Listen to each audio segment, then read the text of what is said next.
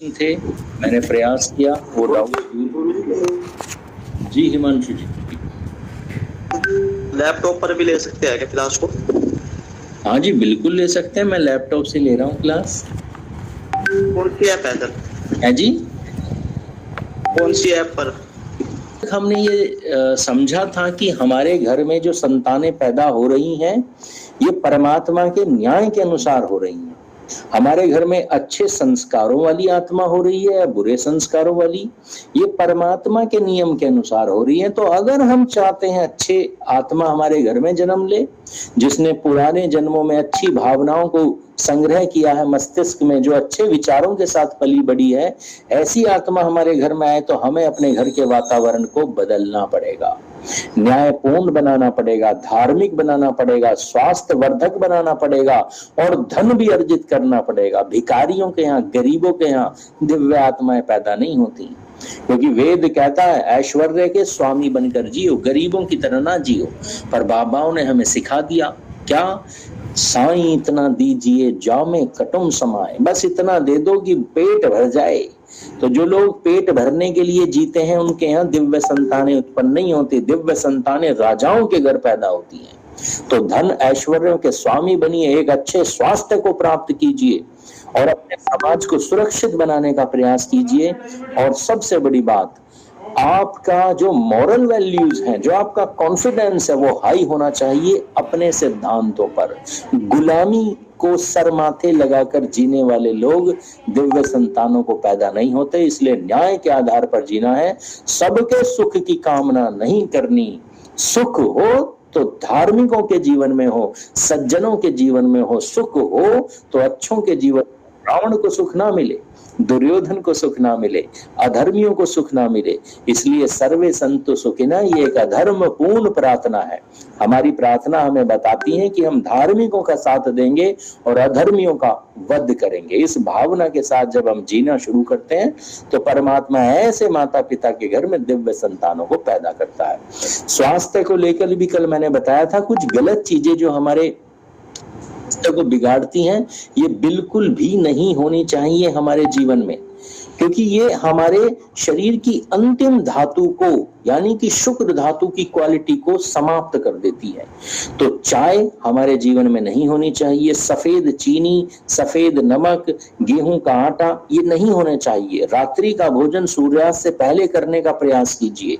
देसी घी का सेवन, शुद्ध देसी घी बिलोकर जो बनाया गया हो, देसी गाय का, शुद्ध मिश्री, कोकोनट, फ्रूट्स, सात्विक चीजें आपके जीवन में आ जानी चाहिए। चाय आपके जीवन से समाप्त हो जानी चाहिए, केमिकल समाप्त हो जाने चाहिए। भैंस का दूध, मैगी, कोल्ड ड्रिंक्स, मांस, अंडा, रिफाइंड, डालडा, सोयाबीन, ये हमारे जीवन में नहीं होनी चाहिए। तब जाकर हमारी अंतिम धातु शुक्र धातु पुष्ट बनती है, शक्तिशाली बनती है और एक दिव्य संतानों को हम पैदा कर सकते हैं। तो भोजन के नियमों का पालन कीजिए और मेरी जो प्राकृतिक दिनचर्या की कक्षा होती है उससे जरूर जुड़ना। उसमें इन्हीं चीजों को बहुत विस्तार से मैं समझाता हूं, तो आपको अच्छा लगेगा। अब जो आज का विषय शुरू होने जा रहा है वो है ह्यूमन साइकोलॉजी। परम पिता परमात्मा ने, अच्छा मुझे बताओ, परमात्मा अगर मनुष्य को पैदा करेगा तो क्या मनुष्य को मनुष्य की प्रवृत्ति की नॉलेज नहीं देगा? देगा। परमात्मा ने मनुष्य को संसार में पैदा किया तो याद रखना, ऋषियों ने परमात्मा से जब पूछा, हे परमात्मा मैं अपनी साइकोलॉजी को जानना चाहता हूं, मुझे कब गुस्सा आता है, मुझे कब प्रेम आता है, मैं कब मोह को ग्रसित होता हूं, कब मैं प्रेम में पड़ जाता हूं, मुझे पता होना चाहिए, मेरा लोगों के साथ व्यवहार कैसा है, मुझे बताओ। तो परमात्मा ने समाधि अवस्था में ऋषि पतंजलि को ये जानकारी दी और इससे पहले के ऋषियों को भी दी जिन्होंने वेद लिखे। और हमारे ऋषियों ने वेद में विवाह सूक्त लिखा, एक पूरा का पूरा। हमारे अथर्व वेद में 14वां कांड का जो पहला सूक्त है इसे हम कहते हैं विवाह सूक्त। और विवाह सूक्त की पहली शर्त है कि विवाह उन्हीं लोगों का होगा जो एक दूसरे की ह्यूमन साइकोलॉजी को जानेंगे। और इस ह्यूमन साइकोलॉजी को जब हम विवाह करने जाते हैं तो पंडित जी बताना चाहते हैं एक समझदार पंडित बताना चाहेगा, पर हमारे पास तो टाइम ही नहीं होता, क्योंकि थोड़ी देर बाद तो डीजे बजने वाला है और हमें नाचना जाना है, तो विवाह के लिए टाइम ही नहीं है। विवाह के लिए तो हम कहते हैं भैया 1 घंटे में करवा दो। मैंने खुद ऐसे ही किया था, मेरा विवाह कुल 45 मिनट में हो गया था और मुझे बड़ा अच्छा लगा। 3 घंटे का काम 45 मिनट में हो गया। तो ऐसा नहीं करना है। अगर विवाह करने जा रहे हो तो विवाह के जो सूक्त हैं, जो मंत्र हैं, इनके अर्थों को गहराई से पहले से ही स्टडी कर लेना चाहिए। तो आज हम इन चीजों के बारे में समझेंगे, साथ में जो मॉडर्न साइकोलॉजी है उसके बारे में बताऊंगा और एक छोटी सी घटना से शुरुआत करता हूं। एक युवक है, साइकोलॉजिस्ट है, डॉक्टर है, मनोवैज्ञानिक है और इसकी एक गर्लफ्रेंड है। तो इन दोनों ने, इस व्यक्ति ने डिस्कवरी चैनल पर कई साल पहले एक प्रोग्राम आया था, उनमें एक कार्यक्रम आया मनोविज्ञान के ऊपर। डिस्कवरी चैनल पर कई सारे सीरीज आई, उनमें से कुछ सीरीज मुझे आज भी याद है। तो उसी की ये सीरीज थी, एक स्टोरी थी। तो ये जो लड़का था, मनोवैज्ञानिक था, ये अपनी गर्लफ्रेंड को डेट पर ले जाना चाहता था, घुमाने ले जाना चाहता था।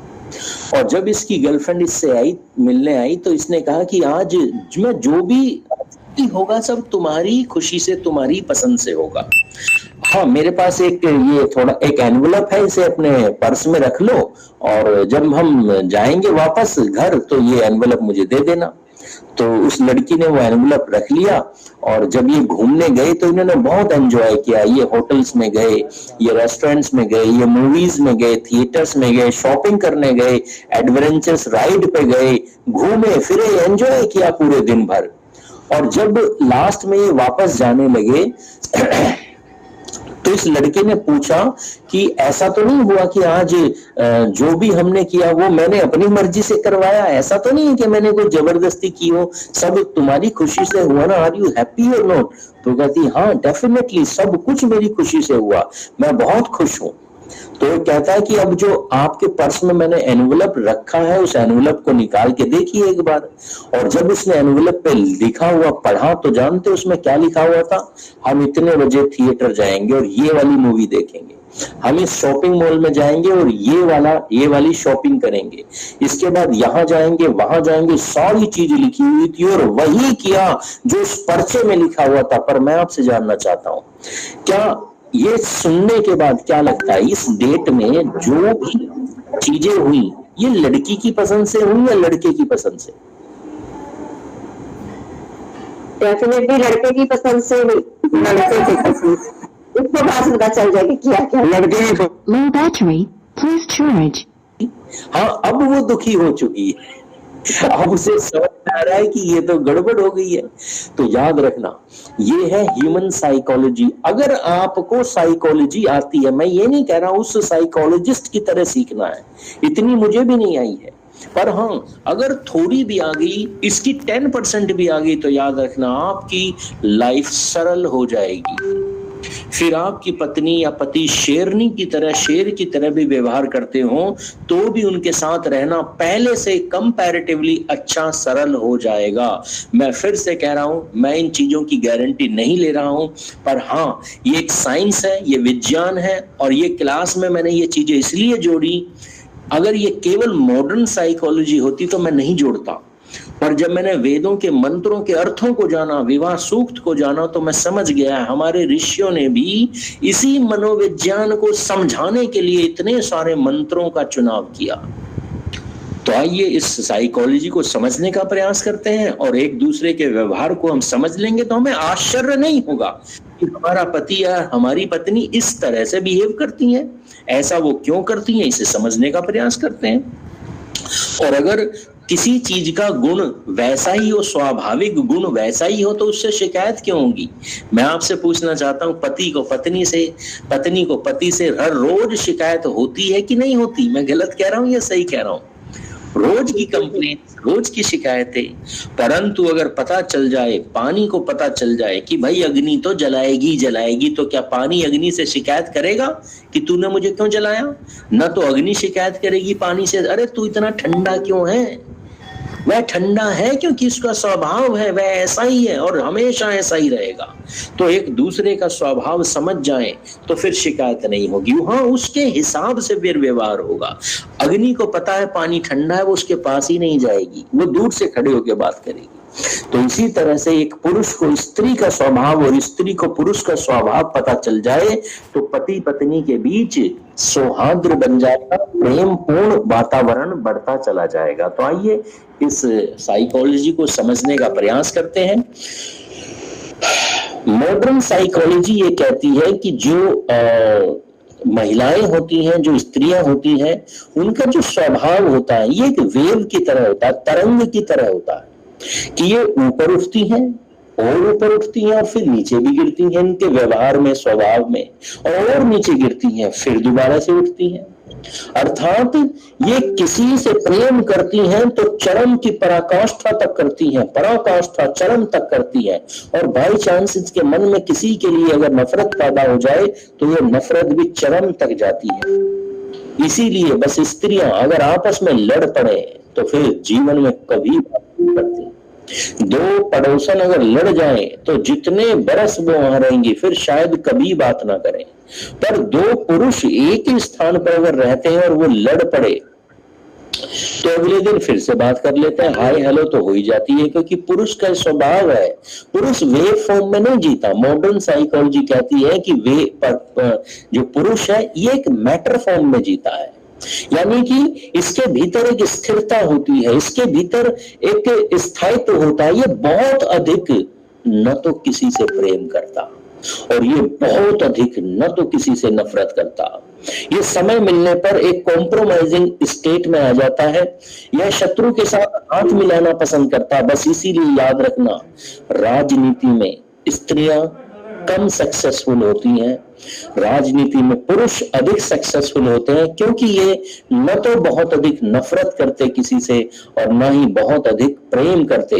ये समय मिलने पर एडजस्ट कर लेते हैं चीजों के साथ। स्त्रियां इन चीजों के साथ एडजस्ट नहीं करती। ये मॉडर्न साइकोलॉजी ऐसा कहती है। और इसी संबंध में हमारे वेदों में भी स्त्रियों के बारे में जो लिखा गया, हमारे वेद कहते हैं, हमारे शास्त्र कहते हैं कि स्त्री को सोम कहकर संबोधित किया गया। स्त्री को सोम कहा गया। सोम का अर्थ होता है कि ये वेव फॉर्म है, ये बहुत हार्ड नहीं है, इसके मन में चंचलता है, प्रेम है, करुणा है, क्रिएटिविटी है, कंस्ट्रक्टिविटी है, इसके भीतर शांति है, इसे सोम कहा गया। इसके भीतर एक शांति का भाव है, इसके भीतर करुणा कंपैरेटिवली अधिक होती है, क्रूरलिटी स्त्रियों के अंदर कंपैरेटिवली कम होती है। वहीं पुरुष को हमारे वेदों में कहा गया अग्नि। इसके भीतर अग्नि है, क्रोध है, डिस्ट्रक्शन है, विनाश है, ये युद्ध का प्रेमी होता है। और इसी अग्नि के कारण इसके भीतर, चूंकि ये युद्ध विनाश ये करने का इसके भीतर इच्छा होती है, एक्सप्लोर करने की इसके भीतर बहुत इच्छा होती है, ये खोजना चाहता है, जानना चाहता है, दुनिया को खोजना चाहता है। तो इसीलिए ये लॉजिक में जीता है। पुरुष के लॉजिक, पुरुष की कैलकुलेशन होती है। इसीलिए याद रखना, स्त्रियां किसी रास्ते से गुजरेंगी, दोबारा वो रास्ता शायद जल्दी से याद ना हो रहे, भूल जाती हैं, भटक जाती हैं। क्यों? क्योंकि वो रास्ते याद नहीं रखती। वो सौंदर्य देखती हैं, रास्ते का सौंदर्य देखती हैं, रास्ते की कैलकुलेशन याद नहीं रखती। और पुरुष रास्ते याद रखता है, उसकी कैलकुलेशन सटीक होती है, वह रिस्क को कैलकुलेट करता है, वह रास्तों को कैलकुलेट करता है। उसके जीवन में कैलकुलेशन होती है, क्योंकि उसके जीवन में उसका जीवन अलग होता है। तो ये स्त्रियों का स्वभाव है और दूसरा वाला पुरुषों का स्वभाव है। स्त्री अगर पुरुष के स्वभाव को नहीं जानेगी, वो ये सोचेगी ये इतना क्रूर क्यों है, ये इतना डिस्ट्रक्टिव क्यों है, ये बात बात में गुस्सा क्यों हो जाता है, इसके इस भीतर इतना क्रोध क्यों है। तो याद रखना, ये इसका स्वभाव है, परमात्मा ने उसे ऐसा ही बनाया है। और स्त्री के भीतर प्रेम, करुणा, क्रिएटिविटी ये अधिक होती है, परमात्मा ने उसे ऐसा ही बनाया है। इस व्यवहार के कारण दोनों एक ही सिचुएशन को अलग अलग तरीके से करना पसंद करते हैं। अगर पुरुष को एंजॉय करना है और स्त्री को एंजॉय करना है, खुशी लेनी है, तो याद रखना स्त्री कैसे करती है खुशी, कैसे एंजॉय करती है खुशी? डांस करके, फ्रीडम, फ्लाई, म्यूजिक। स्त्री ऐसे खुश होती है। और पुरुष कैसे एंजॉय करता है? वो हमेशा एंजॉय करता है एडवेंचरस चीजों से, मित्रों के साथ मिलकर कोई एडवेंचर काम करने में उसे बड़ा मजा आता है। इसलिए याद रखना, हार्ड होने के बावजूद भी पुरुष को आर्मी ज्वाइन करना बड़ा अच्छा लगता है। जितना खतरा पुरुष को उतना ही अधिक मजा आता है। रूल्स, रेगुलेशन, आर्मी, ये सब पुरुषों को अच्छा लगता है क्योंकि उनका स्वभाव है। और स्त्रियों को डांस, म्यूजिक, संगीत उन्हें पसंद है। इसीलिए हमारी संस्कृति में महिला संगीत शब्द दिया गया, पुरुष संगीत नहीं दिया गया। पुरुषों के लिए तो फौज है, युद्ध है, शस्त्र है। स्त्रियों के लिए अलग है, पुरुषों के लिए एंजॉय करने के तरीके अलग हैं। तो ये हमारी संस्कृति का हिस्सा है। इसीलिए याद रखना, जो स्त्रियां डांस करती हैं, म्यूजिक एंजॉय करती हैं, नॉर्मली कंपैरेटिवली अगर देखा जाए तो उन्हें डिप्रेशन, उन्हें हार्मोनल इश्यूज कम होते हैं, उनकी हेल्थ फिट होती है। बस इसीलिए हमारे यहाँ संगीत का कार्यक्रम हुआ करता था। पर संगीत के कार्यक्रम का मतलब ये नहीं है कि सड़कों पे नाचना शुरू कर दो या भद्दे डांस करना शुरू कर दो। महिला संगीत का अर्थ होता है शिष्टाचार के साथ, शालीनता के साथ डांस करना। और वो डांस जो आपके मन, मस्तिष्क, आत्मा को आनंदमय बना दे, ऐसा डांस अगर स्त्रियां करती हैं तो उनका शरीर, उनका मन स्वस्थ रहता है। तो ये मनुष्य का, स्त्री और पुरुष का अलग अलग स्वभाव है। मैं आपसे भी जानना चाहता हूं, जो मैंने आपको समझाने का प्रयास किया है, क्या आप इससे सहमत हैं? मैं गलत कह रहा हूं या सही कह रहा हूं? सहमत है गुरुजी, लेकिन कुछ कुछ बातें अलग है। हाँ, कुछ कुछ तो होंगी अलग। आजकल हार्मोनल समस्याएं बढ़ रही हैं, पुरुष में स्त्रियों के गुण, स्त्रियों में पुरुष के गुण। तो यहां पर जो मैंने बताया ये मोटा मोटा सिद्धांत है। तो कोई भी पुरुष पूरी तरह से पुरुष नहीं होता। ये उसके रुझान है कि पुरुष के भीतर ये गुण होंगे।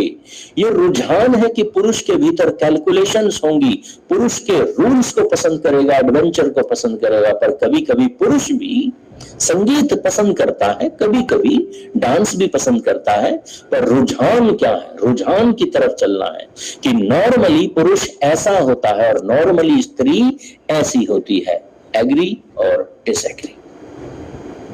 आचार्य जी क्या? ठीक है जी बिल्कुल एग्री है। जी आचार्य जी, औरतों को डांस करना क्या उचित है क्या?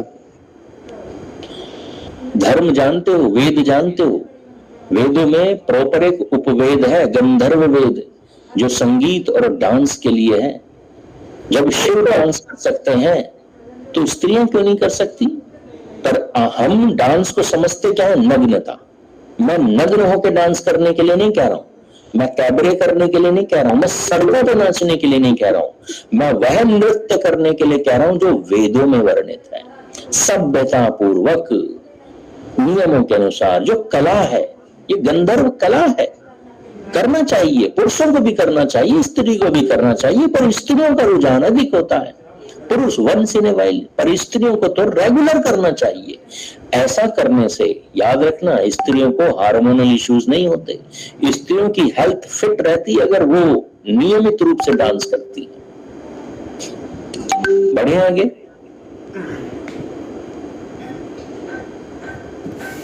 जी जी गुरु जी, अगले बिंदु की तरफ चलते हैं। अब स्त्रियों में स्त्रियां घर के कामों में बड़ी इन्वॉल्व रहती हैं, क्योंकि घर के बंधन होते हैं, बहुत सारे नियम होते हैं। तो स्त्रियों को एक चीज बड़ी अच्छी लगती है कि जैसे ही उन्हें अपने घर के कामों से फुर्सत मिलती है, वो फ्लाई करना पसंद करती हैं। फ्रीडम उनके स्वभाव में है। वो फ्रीडम को दुनिया में सबसे ज्यादा अगर कोई एंजॉय करता है ना, तो वो स्त्रियां करती हैं। आप अपनी पत्नी को, घर की बेटियों को किसी दिन पिकनिक पे ले जाओ, बेटे इतना एंजॉय नहीं करेंगे, पुत्रियां करेंगी, महिलाएं करेंगी, क्योंकि उन्हें मौका चाहिए बाहर जाकर एंजॉय करने का, घूमने का, उड़ने का। तो स्त्रियों का यह स्वभाव है एक्सट्रोवर्ट होना, अर्थात बाहर की तरफ, क्योंकि वो नॉर्मली भीतर रहती हैं, सुरक्षा की दृष्टि से वो भीतर रखा जाता है, तो जब भी उन्हें अवसर मिलता है वो एक्सट्रोवर्ट हो जाती हैं, बाहर की तरफ उन्हें जाना पसंद होता है। परंतु इससे एक छोटी सी समस्या भी पैदा होती है। स्त्रियां का स्वभाव एक्सट्रोवर्ट होता है, अर्थात वो लोगों से मिलना जुलना बात करना बड़ा पसंद करती हैं। आपने देखा होगा चौराहे पर 4 स्त्रियां मिल जाएं तो सुबह से शाम हो जाएगी पर बातें खत्म नहीं होंगी। और पुरुष क्या समझता है, कितनी बात करती है, कितनी, मैं खुद अपनी माँ को कहता हूँ कितनी बात करती है, बात ही नहीं खत्म होती। मेरी माँ को लगभग 8 साल पहले माइग्रेन शुरू हो गया। जब मैं जॉब करता था आईटी में, मुझे बहुत ज्यादा इन प्राकृतिक चीजों की नॉलेज नहीं थी, पर हाँ बेसिक आइडिया फिर भी था। तो जानते हो क्यों हुआ? क्योंकि मैं, मेरे फैमिली, मेरा भाई सब जॉब करने बाहर चले गए, पिताजी का भी ट्रांसफर हो गया, घर में माँ अकेली रहने लगी, इसलिए माइग्रेन हो गया। तो हमने रोज ड्यूटी बनाई अपने घर में कि 2 घंटे मैं करूंगा बात, 2 घंटे भाई करेगा, 2 घंटे बहू करेगी, 2 घंटे पिताजी करेंगे। जब दिन भर माँ फोन पे चिपकी रही हमसे, माइग्रेन दूर हो गया।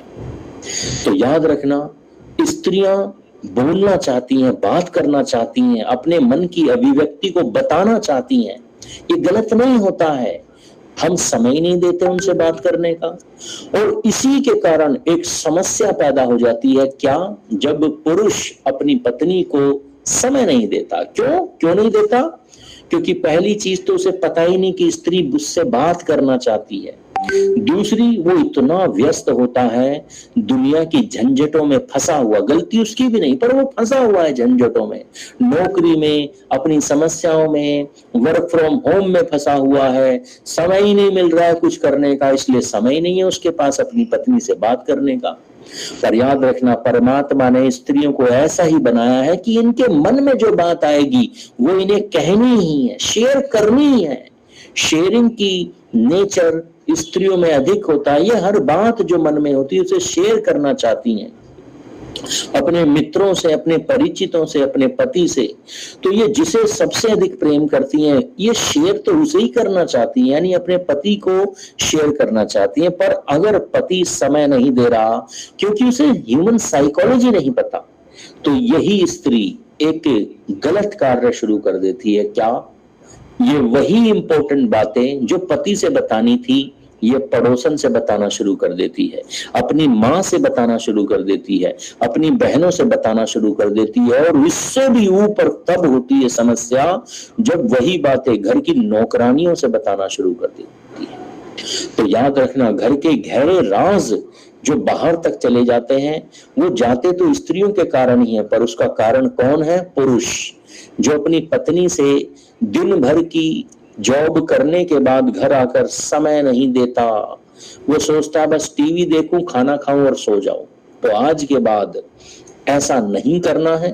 अगर घर में आप प्रेम पूर्वक एक वातावरण चाहते हो, मैं इस क्लास को ले रहा हूं और पता नहीं कितनी बार ले चुका हूं, पर याद रखना मैं आज भी गलतियां कर देता हूं। मेरी पत्नी कहती है कि मैं कुछ बात थी, मैं कहता हूं अभी कर लेंगे, तभी थोड़ी देर बाद ध्यान आता, नहीं भैया ये सबसे पहले करनी है, क्योंकि मुझे नहीं बताएगी तो फिर किसी और को बताएगी।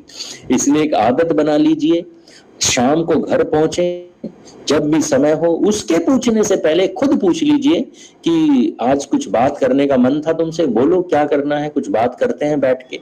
तो एक क्वालिटी टाइम अपनी पत्नी को जरूर दीजिए, दिन भर में आधा घंटा, 1 घंटा, जहां कोई और चीज नहीं, बस बातें करनी है। और याद रखो, वो कोई सोल्यूशन नहीं मांग रही है आपसे, वो किसी समस्या में नहीं फंसी हुई है, बस ये सुनने मात्र से उसके जीवन में जो दुख है, तकलीफ है, वो दूर हो जाएगा। आपने सुन लिया, कर दिया, हाँ ठीक कह रही हो, ठीक है, देखते हैं, चलो करते हैं, कोई बात नहीं, टेंशन ना लो, मैं हूं, बस इतना ही अगर आपने बोल दिया, दिन भर का टॉनिक उसे मिल जाएगा। तो करने के लिए सभी पुरुष तैयार हैं, अपनी पत्नियों की शाम को आकर ऑफिस से, काम से बात सुनने के लिए तैयार हैं सभी? जी बिल्कुल बिल्कुल, हम सबको ऐसा करना चाहिए। आचार्य जी, एक क्वेश्चन है मेरा। जी बिल्कुल, पूछिए। हाँ, क्वेश्चन ये है कि कई बार होता है कि बातें जो आपने बोली कि पति सुने शाम को आके, कुछ बातें लॉजिकल होती है, लेकिन वही बात डेली डेली रिपीट हो तो चाहे वो पुरुष हो चाहे वो औरत हो, इरिटेट तो दोनों ही हो सकते हैं। बिल्कुल, इसे ही संयम कहते हैं, इग्नोरेंस कहते हैं। अवॉइड करो, सुनना तो है पर इस कान से सुनना है और इधर से निकाल देना। तो ये आर्ट है, कला है, आनी चाहिए। मेरे जीवन में कई सालों तक नहीं रही, मुझे समझ ही नहीं आता था मैं क्या करूं। अब समझ में आने लगा है तो लाइफ थोड़ी सी ब्यूटीफुल होने लगी है। तो कुछ चीजों को सुनना है बस। मैंने अभी क्या कहा, प्रोसेस नहीं करना है, प्रोसेस नहीं करना, सुनना है, हाँ हूं करनी है और इग्नोर कर देना। आपकी पत्नी इसी चीज से ही खुश हो जाएगी। तो प्रयास कीजिए ऐसा करने का, सुनने की आदत डालिए, क्योंकि उसे सुनाना है और आपको नहीं सुनाएगी तो याद रखना घर की काम वाली को सुनाएगी। मेरे घर में एक ऐसी स्टेज भी रही है जहां मेरे घर की काम वालियों को ये तक पता था कि हम कब जा रहे हैं और कब आ रहे हैं, घर कब खाली रहेगा, कब घर के लोग रहेंगे। और ये तभी होता था जब हम अपने काम को इतना समय देते थे कि पत्नी और माँ को समय ही नहीं देते थे। तो इसलिए घर की महिलाओं को, चाहे वह आपकी पुत्री हो, आपकी बहन हो या आपकी माँ हो या पत्नी हो, समय देने का प्रयास कीजिए, उनकी बातें सुनिए। आप सुनेंगे तभी आप उनकी किसी गलत बात पर उन्हें आप समझा भी पाएंगे। तो तैयार है उन्हें सुनने के लिए सभी? जी बिल्कुल। जी जी गुरु जी। अच्छा, पुरुष का स्वभाव अलग है। वो अग्नि है, डिस्ट्रक्टिव है, उसे रूल्स, रेगुलेशंस, नियम, कायदे, कानून ये बड़े अच्छे लगते हैं। और जब वो प्रॉब्लम में फंसता है तो जानते हो पुरुष का भीतर एक ईगो होता है, एक अहंकार होता है, तो वो समस्या को शेयर नहीं करता, उस समस्या को खुद सुलझाने का प्रयास करता है। पहला एफर्ट वो खुद को देता है। तो वो समस्याओं में उलझ कर जब घर आता है पुरुष, तो आके एकांत में बैठ जाता है। और स्त्री क्या समझती है?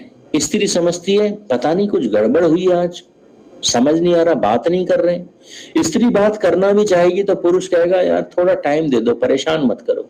और वो टीवी चला के टीवी देख रहा है, पर टीवी में दिमाग नहीं होता उसका, वो प्रॉब्लम्स को सुलझा रहा होता है। अगर ऐसा 2-3 दिन तक चलता रहता है तो जानते हो स्त्री क्या समझती है? कुछ ना कुछ इस व्यक्ति ने गलती की है, ये छुपा रहा है मुझसे, बता नहीं रहा, गड़बड़ हुई है। और वो उसका मोबाइल चेक करती है, वॉलेट चेक करती है, यहां तक कि दोस्तों को फोन कर देती है, ऑफिस में फोन कर देती है क्या हुआ है। और यहां से प्रॉब्लम्स बढ़ने लगती हैं, क्योंकि जब पुरुष को पता चलेगा वो और गुस्सा करता है। तो याद रखना, पुरुष अगर शांत है, मौन हो गया है, कम बोल रहा है, तो आपको उसे बहुत परेशान नहीं करना। हाँ, ये भरोसा जरूर दिलाना चाहिए कि भाई कुछ प्रॉब्लम है और तुम उस पर काम कर रहे हो, परंतु मेरी अगर किसी भी सहायता की जरूरत है तो I am always with you, मैं यहाँ पर हूं, कभी भी जरूरत हो तो मुझे बता देना। बस इतना भरोसा चाहिए और पुरुष अपनी समस्याओं को सुलझाकर तुरंत वापसी कर लेते हैं। तो ये हमें पता होना चाहिए कि पुरुष नॉर्मली जल्दी से अपनी प्रॉब्लम्स नहीं बताते। अगर स्त्रियां सुनना चाहती हैं उन प्रॉब्लम को, तो स्त्रियों को बहुत अधिक भरोसा जीतना पड़ता है कि मैं तुम्हारी फ्रेंड हूं, मुझे बताओ, मैं किसी से लीक नहीं करूंगी, किसी से साझा नहीं करूंगी।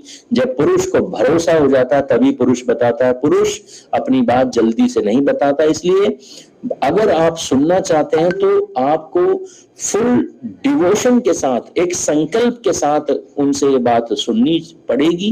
और आपने वो भरोसा तोड़ा तो पुरुष अगली बार आपको वह बातें नहीं बताएगा। तो स्त्रियों को यहाँ पर हैंडल करना आना चाहिए कि पुरुष से कैसे बात करनी है, उसकी समस्याओं को सुलझाने में कैसे योगदान देना है। इसमें एक छोटी सी समस्या भी आती है दोनों के स्वभाव में। जैसे मैंने अभी कहा कि स्त्री बोलना चाहती है, शेयर करना चाहती है, ये एक्सट्रोवर्ट होती है नेचर में। इसे सिर्फ समस्याएं आती हैं तो घर के कोने में बैठकर बंद के नहीं रहना चाहती कि रसोई के कोने में बैठकर सोचती रहूं। ऐसा स्त्रियां नहीं करती। हाँ, हम जबरदस्ती किसी को ऐसा बिठा दें तो वो अलग बात है, पर स्त्रियां घर में बंद के रहना नहीं चाहती हैं। तो आपने देखा होगा कुछ स्त्रियां जब परेशान होती हैं तो शॉपिंग करने चली जाती हैं। आपने देखा होगा शॉपिंग करने, विंडो शॉपिंग, ये जो शब्द है ना, स्त्रियों के कारण ही संसार में आया, विंडो शॉपिंग। मुझे जब पहली बार ये शब्द पता चला विंडो शॉपिंग, तो मुझे बड़ा आश्चर्य हुआ कि कोई ऐसी भी शॉपिंग होती है कि शॉपिंग करने जाएं दुकान में, कपड़े उठाएं, पहने और सेल्फी लें, मिरर के सामने खड़े हो जाएं और खुश हो जाएं। कितनी देर के लिए? मुश्किल से 2 मिनट के लिए। और याद रखना, इन 2 मिनट में ही स्त्रियों को अपार खुशी मिलती है। खरीदा नहीं उन्होंने, कोई चीज खरीदी नहीं, बस विंडो शॉपिंग करी, यानी झूठ मूठ की शॉपिंग करी, पहन के देखा, सेल्फी ली, मुंह बनाए उल्टे सीधे और वो खुश हो गई। तो ये उनका स्वभाव है, इसे रोकना नहीं है। स्त्रियां जब दुखी होती हैं, वो घर से बाहर निकलकर किसी से बात करना चाहती हैं, शॉपिंग करना चाहती हैं, वो टिक्की चाट पकोड़े ये जो खाती हैं ना, ये वही टेंशन्स को मिटाने के लिए होती हैं। और हम इन्हें रोकते हैं, गलत समझते हैं। हाँ, हेल्थ की दृष्टि से रोको तो वो अलग बात है, पर ये स्त्रियां इसलिए करती हैं ताकि इनकी टेंशन्स रिलीज हो जाए, इनका डिप्रेशन रिलीज हो जाए। और याद रखना, जब स्त्री दुखी होती है तो अपने दुख को कभी शो नहीं करती, ये हमेशा फेक स्माइल संसार को दिखाती है। इसकी बहन आएगी, मित्र आएंगी, चेहरे पे स्माइल रहेगी। और जब पुरुष इसकी स्माइल को देखता है तो वो सोचता है घर में इतनी टेंशन चल रही है और देखो ये फिर भी हंस रही है। तो पुरुष एक गलत फहमी पाल लेता है कि इसे कोई फिक्र ही नहीं है, घर में इतनी टेंशन है। तो यहां पर भी एक प्रॉब्लम शुरू हो जाती है। इसलिए पुरुषों को ये समझना चाहिए कि अगर स्त्री हंस रही है, प्रॉब्लम होने के बाद भी उनकी पत्नी प्रसन्न है, लोगों के साथ हंसकर बात कर रही है, तो वो केवल सिचुएशन को बेटर बनाने का प्रयास कर रही है, हमें उसका साथ देना चाहिए। और पुरुष जब प्रॉब्लम में होता है वो हंस नहीं पाता, उसके चेहरे से उसकी टेंशन साफ झलकती है। तो ये पुरुष का नेचर है और स्त्रियों का नेचर अलग होता है। यहां तक कोई डाउट हो, कोई प्रश्न हो तो पूछ लीजिए। आचार्य जी, स्त्री टेंशन में हंसती नहीं, स्त्री किसी छोटी सी बात को लेकर टेंशन बना देती पूरे घर में। वो हमारे ऊपर है कि हम कितना टेंशन लेते हैं। उसकी बात में दम नहीं होता इतना कि पूरे घर में टेंशन हो जाए, इसलिए ऐसी कुछ चीजों को इग्नोर करना चाहिए। और वो क्यों होती हैं अभी अगले बिंदु में बताऊंगा। स्त्रियों की और पुरुषों की कमियां वहां पे मैं आपको बताऊंगा, तब हमें समझ में आ जाएगा। जब मैंने भी नहीं समझा था, मुझे भी गुस्सा आता था, मुझे भी टेंशन हो जाती थी, अब नहीं होती। मुझे पता है ये ऐसा ही है स्वभाव भैया, ये नहीं बदलने का, ऐसे ही जीना है। तो कुछ चीजें जो कि त्यों एक्सेप्ट करनी पड़ती हैं। ये अगले बिंदु पे आता हूं। स्त्रियों की एक बड़ी अच्छी चीज है, पहले अच्छाई पे आ जाते हैं, बड़ी विशेषता है, इसे हमें समझना चाहिए। स्त्रियां संसार में सारी चीजें एक्सेप्ट कर लेती हैं, परंतु एक चीज के साथ समझौता नहीं करती, कॉम्प्रोमाइज नहीं करना पसंद करती वो। और पुरुष को ये सोचना चाहिए, एक स्त्री, एक वस्तु, एक चीज स्त्रियों के लिए अपने प्राणों से भी अधिक प्रिय होती है। और जानते हो वो क्या होता है? वो होती है एक स्त्री की डिग्निटी, गरिमा। स्त्री नहीं चाहती कोई पुरुष, चाहे उसका पति क्यों ना हो, उसकी गरिमा से खिलवाड़ करे। तो याद रखना, एक स्त्री उसी पुरुष से प्रेम कर पाती है जो पुरुष उसकी गरिमा को मेंटेन करता है। कई बार होते हैं, एक बॉयफ्रेंड गर्लफ्रेंड बने, किसी बात पर लड़ाई हो गई और बॉयफ्रेंड ने उसके photo, private photo, picture release कर दी, सब जगह गूगल पे डाल दी। ऐसी स्त्री उस पुरुष से कभी जीवन में प्यार नहीं कर सकती। तो पति बन जाओ या बॉयफ्रेंड बन जाओ या मित्र बन जाओ, जिसके साथ भी संबंध हो, हमेशा उसकी डिग्निटी को मेंटेन करो। कोई स्त्री अगर नो कह रही है, आपके जीवन से जाना चाहती है, तो जबरदस्ती रोकने का प्रयास मत करना, क्योंकि स्त्री कभी नहीं जाती किसी भी पुरुष के जीवन से। पर उसने डिसाइड कर लिया तो समझ लो वो चली गई है एक तरह से। तो इसलिए बदला लेने की कोशिश न करना, क्योंकि फिल्में देख देख कर लोगों के दिमाग इतने भ्रष्ट हो गए हैं। कहते ना वो फिल्म में एक गाना है, देखेगी तू मेरा इंतकाम, कुछ ऐसी है ना। तो ये जो इंतकाम पुरुष लेने की कोशिश करता है, उसकी डिग्नी को डिस्टॉर्ट करके, भ्रष्ट करके, वह उस स्त्री का प्रेम कभी नहीं पा सकता और दूसरी स्त्रियों का भी नहीं पा सकता, जिन्हें पता चल जाता है कि यह पुरुष स्त्रियों की गरिमा को मेंटेन नहीं करता। इसीलिए स्त्रियों के साथ कभी भी अपशब्दों का प्रयोग नहीं करना चाहिए, क्योंकि आजकल तो चलन हो गया है।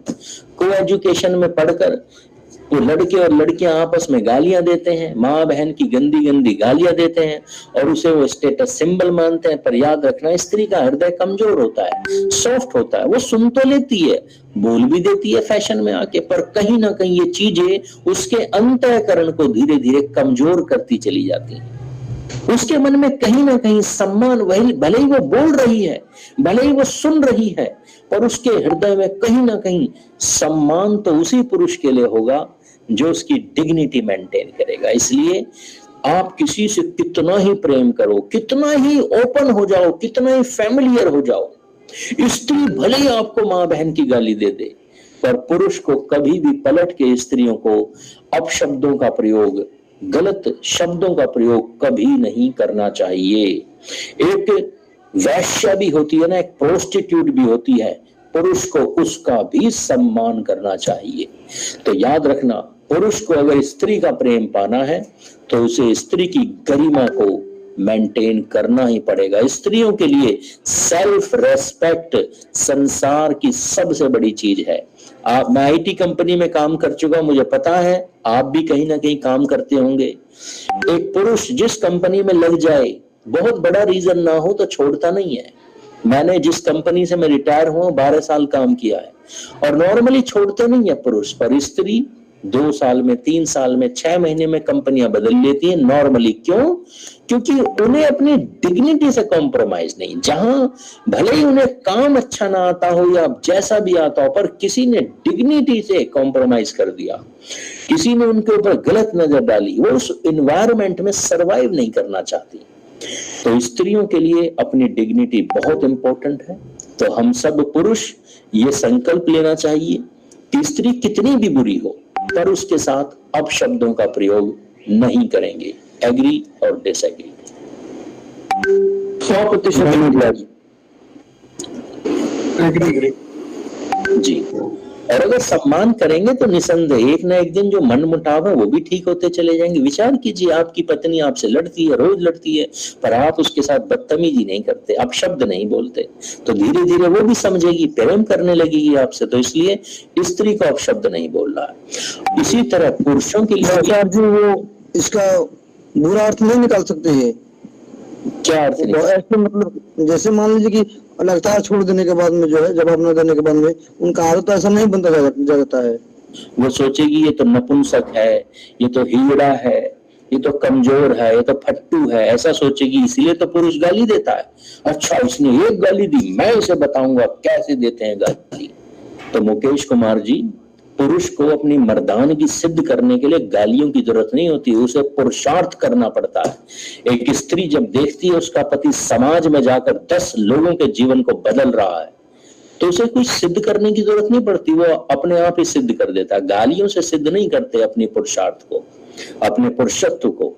हमें पुरुषार्थ करना पड़ेगा, समाज के लिए कुछ कीजिए। अपनी आपकी पत्नी गाली दे रही है और फिर भी आप बात मत करो उससे। मैं ये नहीं कह रहा हूं उसके साथ प्रेम करो, मैं ये बिल्कुल नहीं कह रहा हूं कि एक स्त्री अगर गलत करती है तो जरूरी नहीं कि आपको फिर भी प्रेम करना है।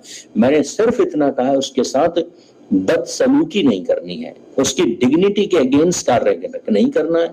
आप उसे दंड दे सकते हो, आप उससे बात मत करो, आप उसे खर्चा पानी मत दो, आप उसके साथ मुंह फेर लो, उसकी FIR दर्ज करा दो, पर बदतमीजी नहीं, उसके साथ अपशब्दों का प्रयोग नहीं। डिग्निफाइड तरीके से अपनी पत्नी से लड़ना है तो लड़ो, लड़ाई होती है पति पत्नी में, परंतु अपशब्द नहीं, माँ बहन की गालियां नहीं, जोर से चीख चीख के चिल्लाना नहीं जिससे वो घबरा जाए, डर जाए, ऐसा काम नहीं करना। ठीक है जी, सभी सदस्य सहमत?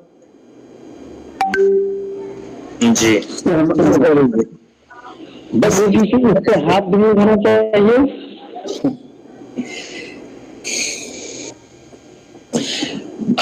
कुछ विषयों पे जो है वो जिद्दी टाइप के जो हो जाती हैं, जिस विषय को नहीं जानना चाहिए, नहीं बताना चाहिए, उसमें भी जिद्दी रवैया अपना लेती है। इस विषय पे आपको क्या करना है?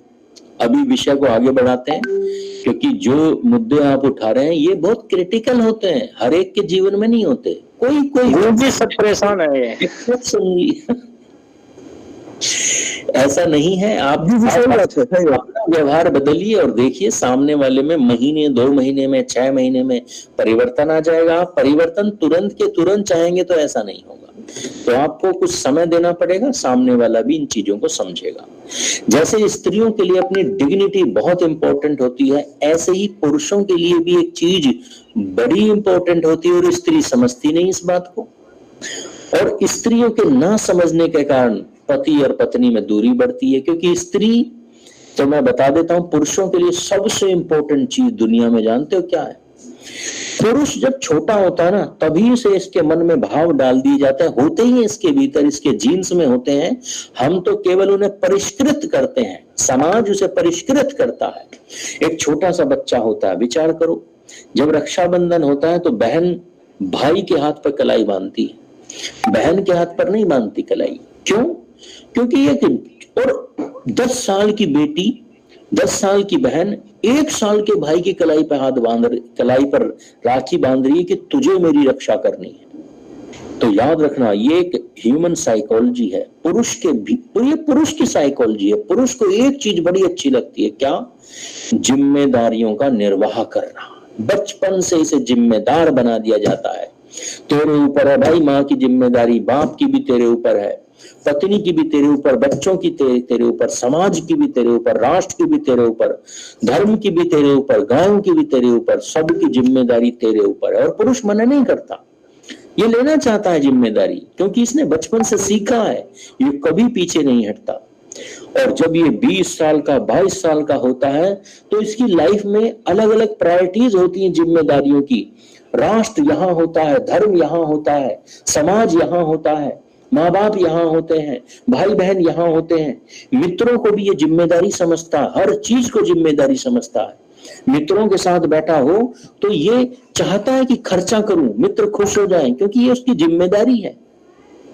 मित्रों को खुश करना, रिश्तेदारों को खुश करना, बहनों को खुश करना, जीजाओं को खुश करना, पुरुष ने यही सीखा है और यही वह करता है।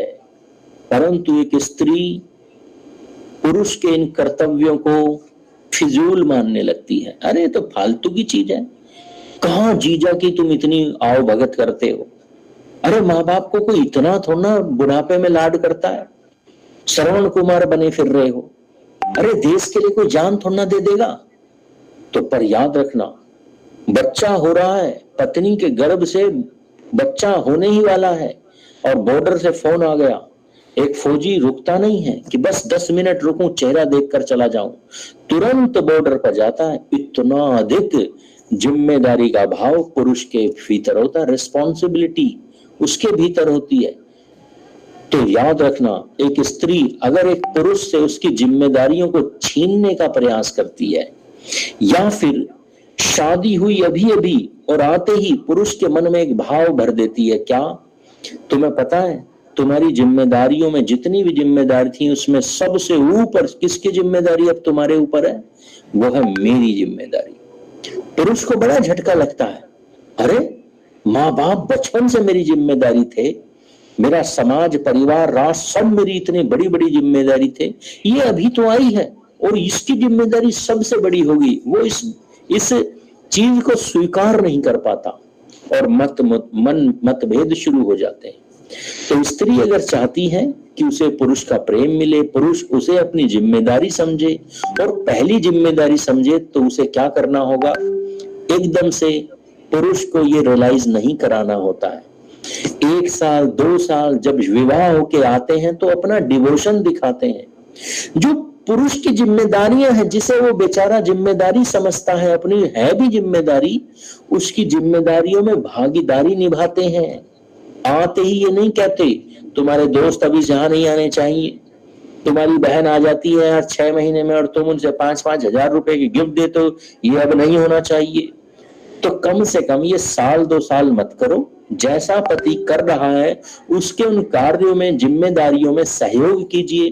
पति कहीं दान देता है, आप उसे दान करने के लिए प्रेरित कीजिए, अच्छा बताइए।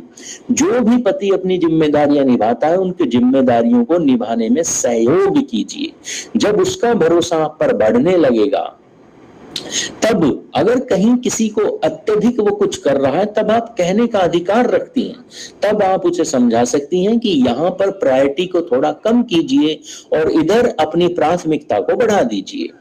और याद रखना, जब स्त्री ऐसा करती है तब उसके बाद उस स्त्री के लिए वह पुरुष 7 समंदर पार करके रावण से युद्ध कर लेता है। विचार करो। फिर वह कहता है इससे ऊपर अब संसार में कुछ नहीं, क्योंकि इसने मेरी माँ को माँ समझ लिया, मेरे पिता को पिता समझ लिया, मेरे भाई को भाई, मेरी बहन को बहन, मेरे परिवार को परिवार, मेरे समाज को अपना मान लिया, मेरे देश को, मेरे राष्ट्र को, मेरे कर्तव्यों को अपना मान लिया। अब इसकी खुशियों का ख्याल रखना मेरी जिम्मेदारी है। पर इसमें समय लगता है, तुरंत नहीं होती। और स्त्रियां जो तुरंत आके अपेक्षा कर लेती हैं, लाओ जी घर की चाबी मुझे दो, ऐसा नहीं करना। अगर आप ऐसा करोगे तो समस्याएं बढ़ जाएंगी। 2 साल 2 साल, पहले तो 5-5 10-10 साल तक ऐसा ही होता था। स्त्री केवल पुरुष के कार्यों में सहयोग करती थी, बाद में 5 साल 10 साल बाद उसके हाथ में आती थी घर की चाबियां, अब तू है इस घर की सम्राज्ञी। तो स्त्रियों को अगर अपने पति की रानी बनना है तो पहले उसके कर्तव्यों में निर्वाह करना पड़ेगा। धीरे धीरे अपने आप ही वह अपने पति की प्रेमी होती चली जाएगी और धीरे धीरे उसकी टॉप प्रायोरिटी बन जाएगी। तो सहमत हैं सभी महिलाएं ऐसा करने के लिए? गुरु जी, इस बात में थोड़ा डिफरेंस है। डिफरेंस ये है कि वो पहले तो अपने पति को बोलती है, अपनी माँ से, अपने पिता से, अपने। ये बिंदु स्त्रियों के लिए था, तो स्त्रियों से पूछना चाहता हूँ, क्या आप तैयार हैं ऐसा करने के लिए? जी गुरु जी, बिल्कुल ठीक जी गुरु जी, करेंगे हम तो करते हैं। बिल्कुल। जो नहीं करेंगी नहीं मिलेगा उन्हें प्रेम। ये तो एक्शन और रिएक्शन है, हर कर्म का फल मिलेगा। आप ह्यूमन साइकोलॉजी के अनुसार कर्म करेंगी तो निसंदेह। आचार्य जी एक क्वेश्चन है जी। आपने बहुत अच्छी बात बताई अभी कि एक विवाह के बाद एक पुरुष और स्त्री को किस तरह का बर्ताव करना चाहिए। तो वैवाहिक जीवन शुरू करने से पहले भी इस टाइप की कोई क्लासेस वगैरह स्टार्ट हुई हैं या फिर अभी प्रोसेस चल रहा है? ये वही तो है। मैं ये क्लास विवाहितों के लिए ही थोड़ी ना है, ये तो युवा स्टूडेंट्स के लिए भी है। तो पहले से उन्हें साइकोलॉजी उनकी प्रिपेयर कर रहा हूं मैं। अच्छा, आप ये तो हमारी मेन यूजेनिक्स की क्लास है, जैसे किसी भी तरह का मतलब जो भी अपने स्टेज पर हैं शादी के बाद 10 साल बाद 15 साल बाद, वो ठीक है। लेकिन हमारे ये देश का दुर्भाग्य है कि कोई नहीं बताता विवाहित जोड़े को किस तरह का बर्ताव करना है। दोनों में अहम आता है, वो टकराता है तो चीजें बहुत ज्यादा बिगड़ जाती है। तो मेरा उस वजह से बोलने का है। मैं वही तो समझाने का प्रयास कर रहा हूँ कि अहम अज्ञान के कारण ही तो आता है। हमें पता ही नहीं कि स्त्री अलग सोचती है, पुरुष अलग।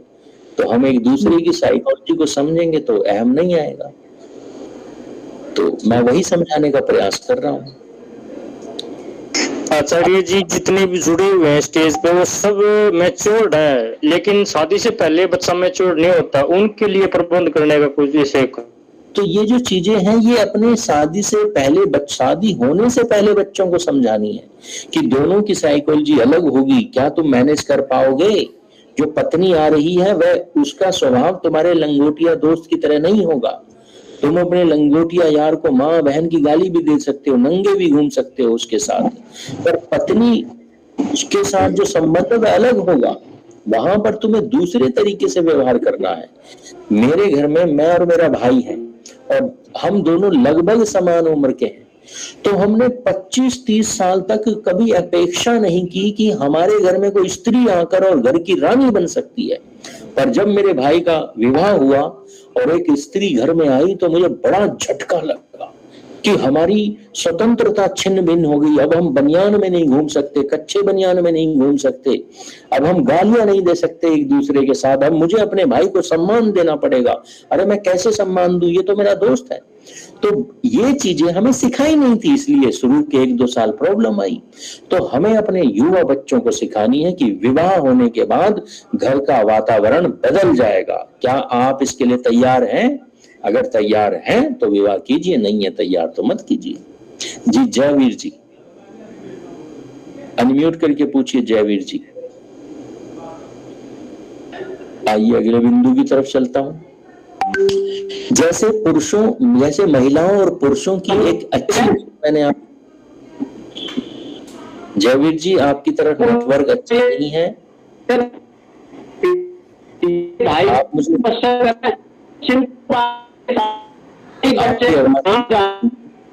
आपकी तरफ नेटवर्क अच्छा नहीं है, म्यूट कर लीजिए। आप मुझसे क्लास के बाद कल दिन में फोन करके बात कर लीजिएगा। आइए अब इसी तरह से म्यूट कर लीजिए, वरना मुझे आपको मीटिंग से बाहर करना पड़ेगा। म्यूट कर लीजिए।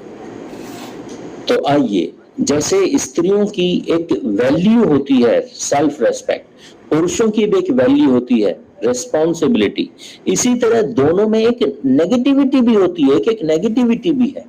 हम इस नेगेटिविटी को भी समझेंगे। ये तो पॉजिटिविटी थी कि लड़कियों को सेल्फ रेस्पेक्ट अच्छी लगती है, पुरुषों को अपनी ड्यूटी करना पसंद है, पर दोनों में एक समस्या भी है स्वभाव में। इस समस्या को जान लिया तो 50% प्रॉब्लम तो यहीं खत्म हो जाएंगी। अब देखिए स्त्रियों में क्या नेगेटिविटी है, इसे समझें। स्त्रियों का फिजिकल स्ट्रक्चर पुरुषों के स्ट्रक्चर से अलग होता है। शारीरिक रूप से कमजोर, बिल्कुल कमजोर। स्त्री पुरुष के साथ शारीरिक बल में कंपटीशन नहीं कर सकती, बहुत कमजोर होती है शारीरिक बल में। और इस शारीरिक बल की कमी के कारण यह भाव उसके मन तक भी जाता है, बुद्धि तक भी जाता है। तो स्त्रियां हमेशा ये सोचती हैं कि मैं तो बल में कमजोर, सामर्थ्य में कमजोर, मैं तो फिजिकली बहुत कमजोर हूं, मेरा क्या होगा। तो लड़कियों में कंपैरेटिवली एक इनसिक्योरिटी की फीलिंग हो, असुरक्षा का भाव स्त्रियों के भीतर नॉर्मली आ जाता है। अपनी फिजिकल, अपनी जो उनका शरीर है, शरीर की कमजोरी के कारण, फिजिकल स्ट्रक्चर के कारण महिलाएं असुरक्षा के भाव में जीती हैं, वो सुरक्षित महसूस नहीं करती। तो हमेशा एक ऐसा व्यक्ति ढूंढती हैं जो उन्हें सुरक्षा दे सके, जो उनकी केयर कर सके, जो उन्हें प्यार कर सके। तो स्त्रियां हमेशा एक पुरुष को खोजती हैं। क्यों खोजती हैं? जो उनकी केयर कर सके, जो उनका प्रोटेक्शन कर सके, जो उनकी सिक्योरिटी कर सके। तो स्त्रियों का ये स्वभाव है, स्त्रियां स्वभाव से ही इनसिक्योर होती हैं। अब जब परमात्मा ने, मैं आप सभी पुरुषों से जानना चाहता हूं, जब परमात्मा ने ही महिलाओं को इनसिक्योर बनाया है, तो क्या स्त्रियों के मन में जो इनसिक्योरिटी का भाव है, क्या ये गलत है या ठीक है? अभी सारी भेजता हूं, अभी भेजता हूं। ठीक है गुरुजी, सही है। शरीर के हिसाब से है, स्वाभाविक है, स्वाभाविक है। तो हमें स्वीकार करना पड़ेगा कि स्त्रियों को केयर चाहिए, स्त्रियों को प्रोटेक्शन चाहिए, स्त्रियों की सिक्योरिटी होनी चाहिए। और कर्तव्य किसका है? पुरुषों का कर्तव्य है। पर जब ये पुरुष सोचता है कि इसे ऐसी क्या विशेष सिक्योरिटी चाहिए, इसे ऐसी क्या केयर चाहिए, तो यहाँ पर समस्याएं शुरू हो जाती हैं। और यहाँ पर स्त्रियों की भी एक प्रॉब्लम बढ़ती चली जाती है। क्या नॉर्मली एक स्त्री इनसिक्योरिटी फील करती है तो ये स्वभाव में है, पर कभी कभी स्त्रियां इन इनसिक्योरिटी की फीलिंग को एक लिमिट क्रॉस करके अनुभव करती हैं, एक लिमिट के पार जाके। कैसे, बता देता हूं। एक स्त्री इनसिक्योर है, शारीरिक बल से कमजोर है, सैलरी भी अच्छी नहीं है या काम नहीं करती, घर का काम करती है, और पुरुष बल से भी, बुद्धि से भी, शारीरिक बल से भी, आर्थिक रूप से भी संपन्न है। तो एक पुरुष क्या करता है, अपनी पत्नी का जन्मदिन आता है तो उसे खुश करने के लिए सोचता है मेरी पत्नी धक्के खाती है, इधर उधर घूमती फिरती है, बसों में धक्के खाती है, रिक्शा में बैठकर जाती है, तो वो अपनी पत्नी को खुश करने के लिए कार खरीदता है और घर आता है अपनी पत्नी के जन्मदिन पर। घर आकर अपनी पत्नी के हाथ में गाड़ी की चाबी देता है और कहता है कि ये लो, मैंने तुम्हारे लिए कार खरीदी है। अच्छा मुझे बताओ, पत्नी खुश होनी चाहिए कि नहीं होनी चाहिए? खुश होनी चाहिए, होनी चाहिए उसके लिए। पर अगर पत्नी ये कहे दिखाओ जरा कार के पेपर, और पेपर देखे और उसमें लिखा हुआ ओनर का नाम पति पति का नाम एज ए ओनर लिखा हुआ, और तो वो कहे अरे अपने पास रखो ये गिफ्ट, ये तो तुम्हारी कार है, मुझे देनी थी तो मेरे नाम पर करनी थी। तो मुझे बताओ, क्या ऐसी स्त्री के जीवन में सुख होगा कि दुख होगा? दुख होगा। गलत नहीं कह रही हो, मेरे नाम पे होनी चाहिए, अगर मेरी है तो मेरे नाम पे होनी चाहिए, पर याद रखना वो इनसिक्योर है, और इनसिक्योरिटी नॉर्मल हो तो पुरुष उस नॉर्मल इनसिक्योरिटी को दूर कर सकता है, पर वह इनसिक्योरिटी की फीलिंग अगर कोई बीमारी बन गई है, अगर मन का कोई रोग बन गई है, स्त्री को किसी भी चीज में सिक्योरिटी फील ही नहीं होती, उसे कार दे दो, उसे मकान दे दो, उसे जेवर दे दो, उसके नाम सब कुछ कर दो, फिर भी ये कहती है मेरा क्या होगा, मेरा क्या होगा, मेरा क्या होगा, तो ऐसी स्त्री कभी सुख नहीं भोग सकती जीवन में। तो याद रखना, पुराने समय में विचार करो, एक मास्टर हुआ करता था। अगर गांव में कोई मास्टर है पढ़ा लिखा और उसकी पत्नी अनपढ़ है, तो जानते हो समाज उसकी पत्नी को सिक्योरिटी फील करवाया करता था। उसके घर में जाके उसकी पत्नी को बोलते थे नमस्ते मास्टरनी, मास्टरनी है नहीं, पर उसे हम फील करवाते थे कि तू इससे ऊपर है। गांव का प्रधान है पुरुष, पर उसकी पत्नी को भी हम क्या कहते हैं, प्रधानी, नमस्ते प्रधानी। तो ये गांव का पुराने समय का कल्चर था। स्त्री अगर शरीर से, पैसे से, बल से, मन से कमजोर है तो हम उसे सिक्योरिटी का अनुभव कराते हैं कि तुझे डरने की जरूरत नहीं है, तो स्त्री को भी डर निकल जाता है, पर ना निकले डर। आजकल डर नहीं निकल रहा, क्यों नहीं निकल रहा? Hormonal imbalance.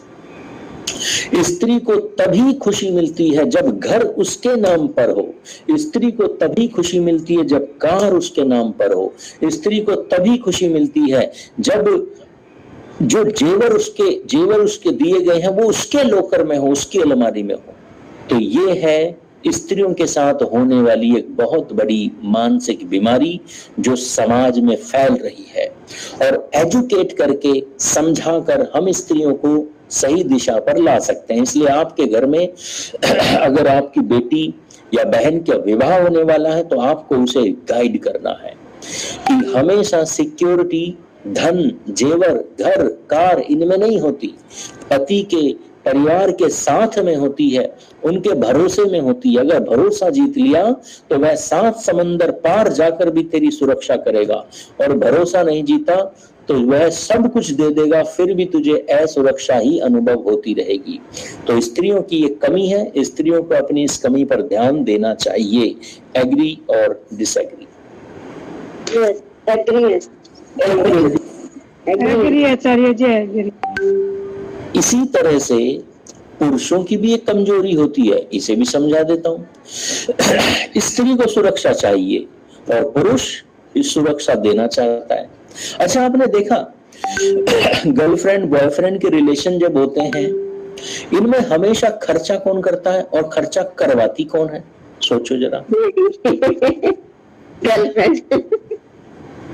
ऐसा क्यों है? क्या कोई कल्चर है ऐसा? हाँ, कल्चर ही बन गया है, और होना भी चाहिए। क्यों? क्योंकि स्त्री इनसिक्योर है। वह करोड़ों भी कमा रही होगी ना, लाखों भी कमा रही होगी, तो भी पति ऐसा ही चाहिए जो उस पे खर्चा करे। तो एक पैसे वाली गर्लफ्रेंड भी होगी ना, वो भी ये चाहेगी कि कम से कम उसका बॉयफ्रेंड इतना तो हो कि उसकी चाय कॉफी का खर्चा उठा ले। तो एक स्वभाव है, स्त्रियां चाहती हैं, खुद सिक्योर है, पूरी तरह से सिक्योर है, फिर भी इनसिक्योरिटी उनके मन में। और पुरुष का भी स्वभाव है, पुरुष गरीब भी हो जाएगा। एक सच्चा पुरुष, वो फर्जी पुरुष नहीं जो आजकल बन रहे हैं समाज में, एक सच्चा पुरुष गरीब भी हो जाएगा तो भी उसका हृदय गवाही नहीं देगा कि अपनी पत्नी से, अपनी गर्लफ्रेंड से पैसे ले। वो यही चाहेगा कि मैं फिर से मेहनत करूं, कमाऊं, और फिर से मैं खुद का भी खर्चा उठाऊं और इसका भी खर्चा उठाऊं। ये पुरुष का स्वभाव है। पर ये तो अच्छी बात है, अब इसमें कमी कहाँ है? मैंने तो कमी बताई थी। तो जानते हो, इस स्वभाव में एक छोटी सी कमी है, उसे समझ लीजिए। पुरुष देना जानता है, उसने बचपन से दिया है, उसने समाज को दिया, भाई बहनों को दिया, माता पिता को दिया, सबको दिया, संगठन को दिया, सारा जीवन दे देता है। पर बदले में एक चीज चाहिए पुरुष को, बस। जानते हो क्या? पुरुष को अपनी छाती पर मेडल चाहिए, प्रमोशन चाहिए। अगर प्रमोशन मिल जाए, अगर मेडल की मिलने की बात हो, गैलेंट्री अवार्ड अगर मिल जाए इसे, ये गैलेंट्री अवार्ड जो मिले हैं ना, इसका जो बनाया जाता है, ये जो परम वीर चक्र, महावीर चक्र, ये किस लिए बनाए गए? पुरुषों की साइकोलॉजी के कारण बनाए गए। पुरुषों को जान देने से भी डर नहीं लगता। ये समाज के लिए, राष्ट्र के लिए, धर्म के लिए मर भी सकते हैं। बस इन्हें एक चीज चाहिए, बदले में एप्रिसिएशन चाहिए। जिसके लिए मर रहे हैं वो व्यक्ति इन्हें थैंक्स बोल दे बस एक बार। जानते हो पंडित राम प्रसाद बिस्मिल अपनी आत्मकथा में, जो उसने मरने से मात्र 3 दिन पहले लिखी थी, अपनी आत्मकथा में लिखता है, मुझे मरने का डर नहीं है, मरने का दुख नहीं है, पर दुखी बहुत हूं आज। वो कहता है दुखी बहुत हूं पर मृत्यु का दुख नहीं है। दुख बस इस बात का है, जिन लोगों के लिए मैंने बंदूक उठाई, जिन लोगों के लिए बंदूक चलाई, उन लोगों ने बंदूक उठा के हाथ में तक नहीं दी। अरे पेट पर पट्टी बांधकर 15-15 दिन तक भूखे रहकर क्रांति की ज्वाला को प्रज्वलित किया, और ये कृतज्ञ समाज मुझे आज भी आतंकवादी समझता है।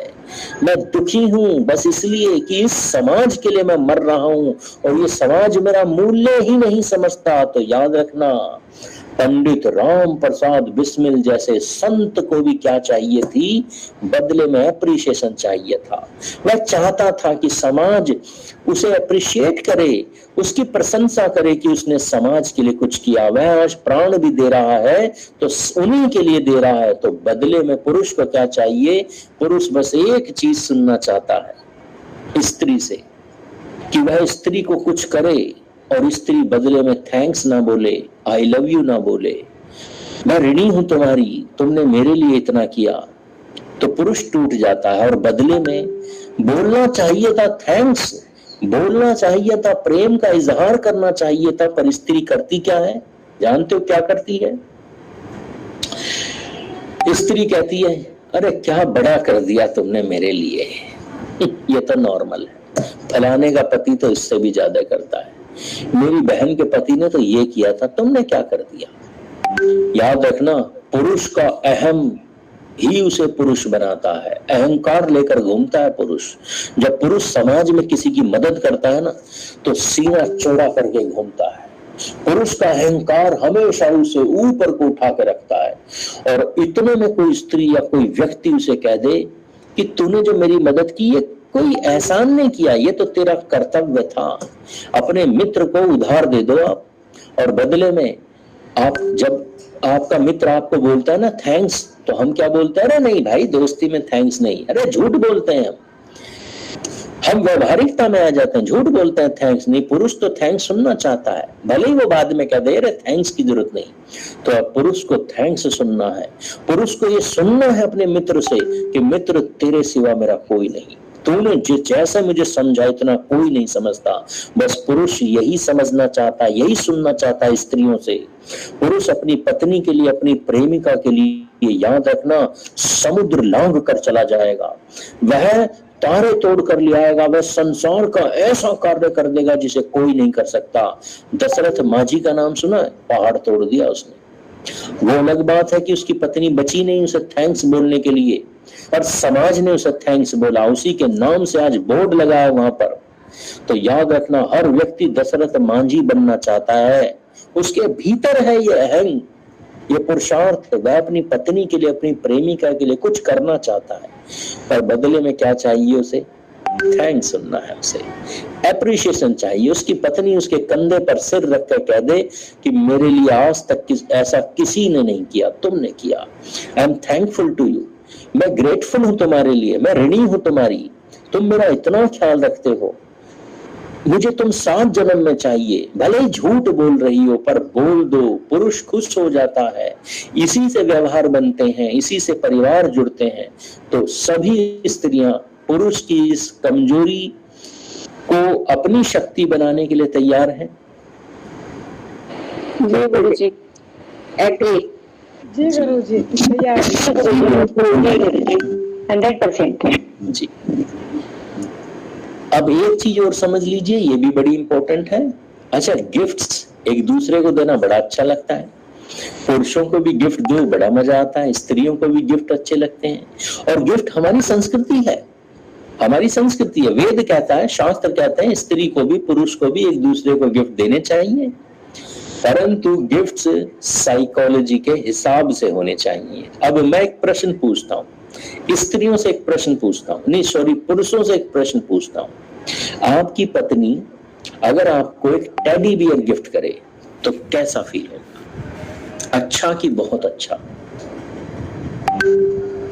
अच्छा नहीं लगेगा।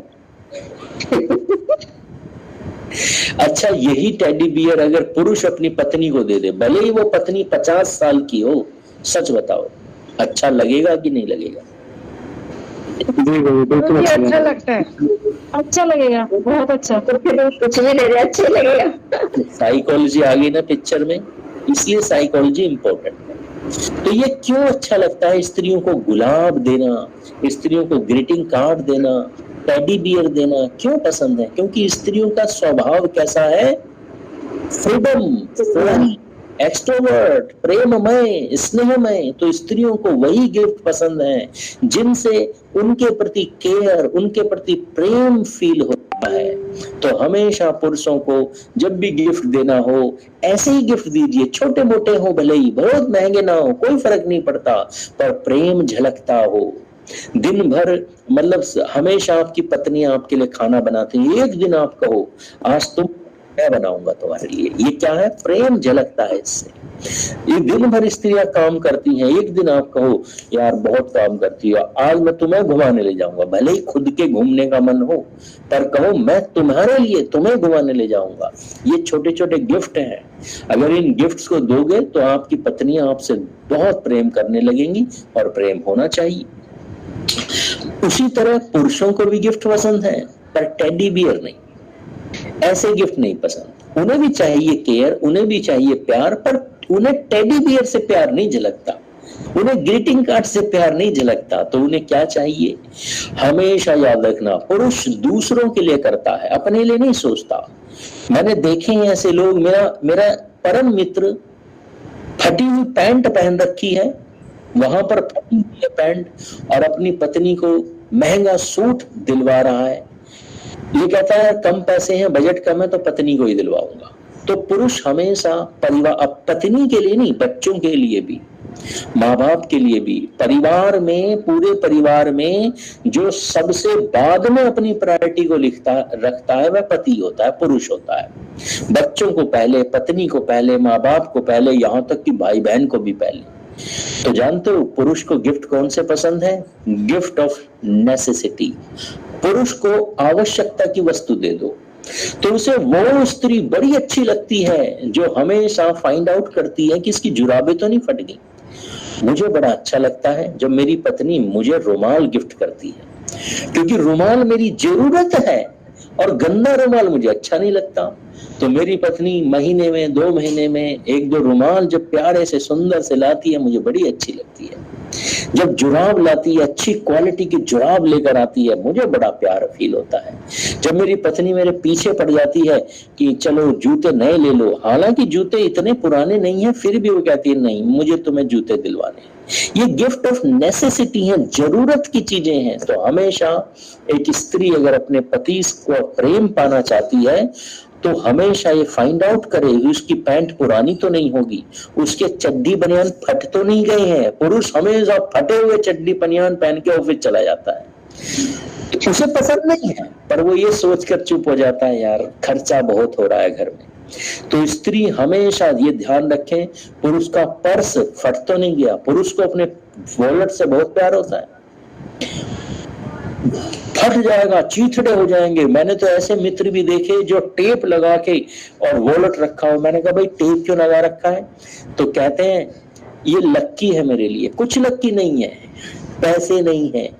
अच्छा वॉलेट 1200-1000 रुपए का आता है, उसके पास पैसे नहीं है, 100 रुपए का वो खरीदना नहीं चाहता। तो ये चीजें कौन ध्यान देगा? ये पत्नी को ध्यान देना है। तो इसलिए पुरुष को गुलाब नहीं चाहिए, पुरुष को नेसेसिटी चाहिए। एक छोटा सा उदाहरण दूंगा, आपको और अच्छी तरह समझ में आएगा। ये मेरे जीवन की घटना है, इसलिए बता रहा हूँ। मेरा जन्मदिन था, मेरी पत्नी और मैं दोनों ऑफिस जाते थे। वो आई ऑफिस के बाद और उसने डोरबेल बजाई, मैंने गेट खोला तो उसके हाथ में बुके था, बहुत सारे गुलाब के फूल। उसने मुझे हैप्पी बर्थडे विश किया। विश थैंक्स बोलने से पहले मैंने एक चीज तुरंत पूछ ली, ये कितने का है? वहीं उसका मूड ऑफ हो गया। उसने कहा 100 रुपए का। ये 15-20 साल पहली बात है। उसने कहा 100 रुपए का। मैंने कहा 100 रुपए की तो मिठाई खरीद लाती, मुझे मीठे का बहुत कीड़ा है। तो उसने कहा तुम तो मिठाई खाते रहते हो, बस मीठे खाने के ही गुलाम हो। उसकी बात भी सही थी, मेरी बात भी सही थी। मुझे कौन सा गिफ्ट चाहिए जो मेरी नेसेसिटी है, मुझे खाने की, मुझे भूख लग रही थी उस टाइम, मुझे खाना चाहिए था उस टाइम, मीठा चाहिए था, और वो लिया है गुलाब। अब गुलाब का मैं क्या करूंगा, गुलाब का रख दिया एक तरफ। तो इसलिए स्त्रियों को, पुरुषों को वो गिफ्ट देने चाहिए जो उनकी नेसेसिटी हो, और पुरुषों को अपनी पत्नियों को वो गिफ्ट देने चाहिए जो देकर उन्हें आपका प्यार फील हो, आपका कंपैशन, आपकी केयर फील हो। बस ये ध्यान आप रखेंगे तो आपके जीवन में कंपैरेटिवली बहुत सुख की वृद्धि होती चली जाएगी। यहां तक के विषय में कोई डाउट हो तो आप पूछ लीजिए। जी, कोई क्वेश्चन? मुझे शॉपिंग करने निकलते हैं तो मेरी जो पत्नी है वो अलग अलग तरह तरह की चीजें खरीदती है, लेकिन मैं कहता हूँ अपनी केवल जरूरत की चीजें खरीद ले, फालतू की चीज नहीं खरीदी। इस बात पे झगड़ा हो जाता है। मैं बता देता हूँ, ये उनका स्वभाव है। अब स्वभाव से नहीं लड़ना मनोज जी। तो स्त्रियों का स्वभाव क्या, मैं बताता हूँ स्वभाव। पुरुष जब शॉपिंग करने जाएगा तो वो शॉपिंग करने से पहले अपने मन में फाइनल कर लेता है कि आज एक शर्ट लेनी है, और पुरुष शर्ट देखने यूं जाता है, शर्ट देखेगा, शर्ट पहनेगा, शर्ट लेके आ जाएगा। अब उसके सामने पैंट हो, ट्राउजर हो, स्कीम में हो, डिस्काउंट में, वो नहीं लेगा। उसे तो शर्ट लेनी थी, शर्ट लेके आ गया। और स्त्री जाएगी सूट लेने, वो भी हरे रंग का, और इधर उधर देखेगी, स्कर्ट लेके आ जाएगी। वो मेन चीज तो छोड़ गई, तो वो कब जरूरत तो उसकी भी है, तो वो कब लेकर आएगी अगली बार। पुरुष परेशान, अरे पैसे नहीं है और तुम इतनी सारी शॉपिंग कर रही हो। तो याद रखना, गरीब लोगों को, मैं हार्शली एक बात कह रहा हूँ, वेद कहता है गरीब व्यक्ति को विवाह नहीं करना चाहिए।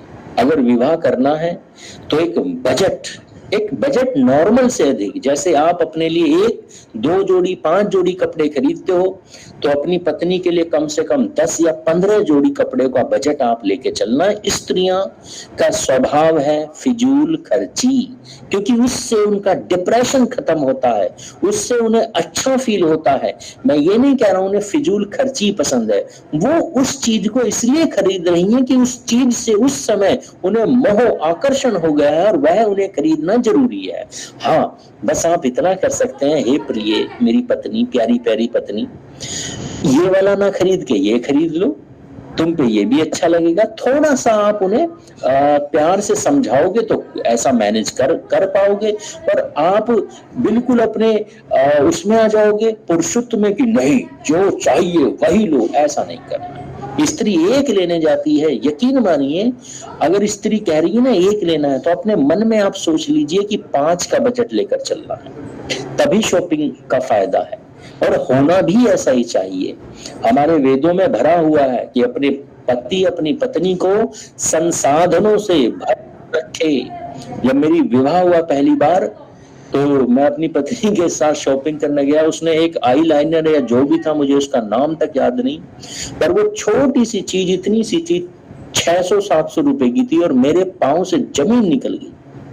मैंने कहा इतनी सी चीज, ये पेंसिल 600-700 की, इसकी क्या जरूरत है?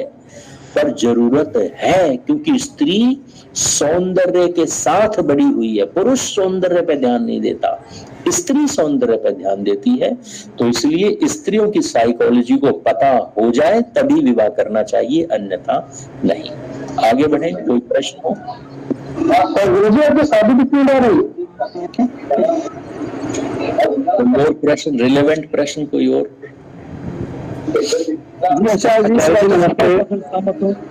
कि विवाह जो है गरीबों को नहीं करना चाहिए, क्योंकि औरतों के बारे जी कैलाश जी, ये मोदी जी के आने से औरतों का एक खर्चा बच गया, बटुआ खत्म ही हो गया सर, डिजिटलाइजेशन हो गया सर।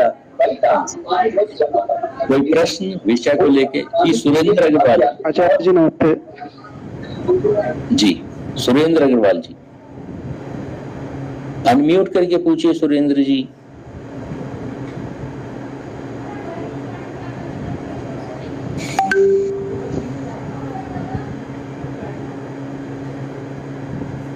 शिशिर जी। आचार्य जी नमस्ते। जी शिशिर जी पूछिए। आचार्य जी, विवाह की सही आयु क्या है? जी आगे आएगा विषय, इसमें बताऊंगा, आगे आएगा। जी आचार्य जी। हमने कोई प्रश्न? आचार्य जी आपने कहा गरीबों को विवाह नहीं करना चाहिए, थोड़ा सा विषय पे समझाएंगे इसके बारे में? मतलब इसमें समझने का क्या है? जब आप किसी स्त्री का खर्च तक नहीं उठा सकते तो क्यों विवाह करना? गरीब बच्चे पैदा करोगे? अरे गरीब लड़की से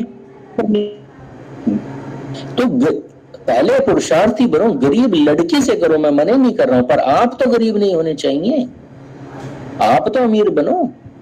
गरीब से कर लिया आपने, और बच्चे भी तो पैदा होंगे ना, तो गरीबी में बच्चों को पालोगे, तो पहले पुरुषार्थ करो। वेद कहता है पहले पुरुषार्थी बनो, धन कमाओ, सामर्थ्यवान बनो। विवाह किस लिए करते हैं? केवल शारीरिक सुख के लिए नहीं करते। किस लिए करते हैं? सामने वाले को ऊपर उठाने के लिए। तो उतना सामर्थ्य तो पैदा करो। आपने गरीब स्त्री से कर लिया जो अंगूठा टेक है, और उसने कहा भैया शादी तो कर ली तुमने मुझसे, अब मुझे पढ़ाओ भी तो, पढ़ाओ, पढ़ाने लायक है इतना सामर्थ्य है तो उत्थान करो, उसका कल्याण करो। जब इतना सामर्थ्य हो जाए तब विवाह करो। जब आप ही किसी लायक नहीं है तो दूसरे से विवाह करके करोगे क्या? तो इसीलिए वेद कहता है पहले धन कमाओ, धन ऐश्वर्य के स्वामी बनो, तब विवाह करो। यूं ही नहीं कर लेना चाहिए विवाह, वरना वही संतान वैसी वाली हो जाएगी। अन्य कोई प्रश्न विषय को लेके? अन्यथा अगले बिंदु पर ले चलता हूं आपको। ये आचार्य जी, ये वेद में भी लिखा है क्या? हाँ बिल्कुल, ये सब वेदों के सिद्धांत हैं। क्या वेदों का नाम बता सकते हैं किस वेद में है आचार्य जी? ठीक है जी, मैं बता दूंगा बाद में, अभी क्लास कर लेते हैं। आइए आगे बढ़ते हैं। स्त्रियों और पुरुषों में एक और गुण है, इसे भी समझ लीजिए, क्योंकि इस गुण को ना समझने के कारण भी मतभेद बढ़ रहे हैं। फॉर एग्जाम्पल होता क्या है, कई बार स्त्री और पुरुष को अलग अलग रहना पड़ जाता है एक दूसरे से, जॉब के सिलसिले में या किसी कर्तव्य के लिए, किसी जिम्मेदारी के लिए, और हम एक दूसरे की साइकोलॉजी को नहीं समझते, इसलिए लड़ाइयां होती। तो याद रखना, क्या स्त्री और पुरुष को एक दूसरे से अलग रहना चाहिए कि नहीं रहना चाहिए, इसे समझ लेते हैं।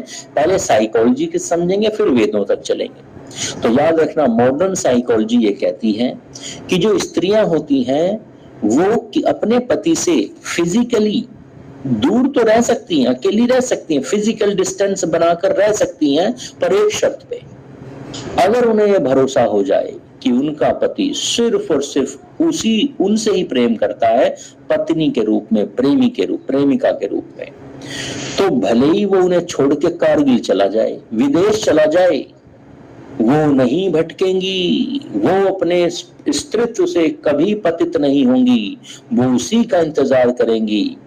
वो कितनी भी समस्याएं हों, वो अपने मार्ग से नहीं भटकती। एक स्त्री फिजिकली अलोन रह सकती है, अपने पति के बिना रह सकती है, अगर उसे प्रेम करने वाला उसका पति है तो।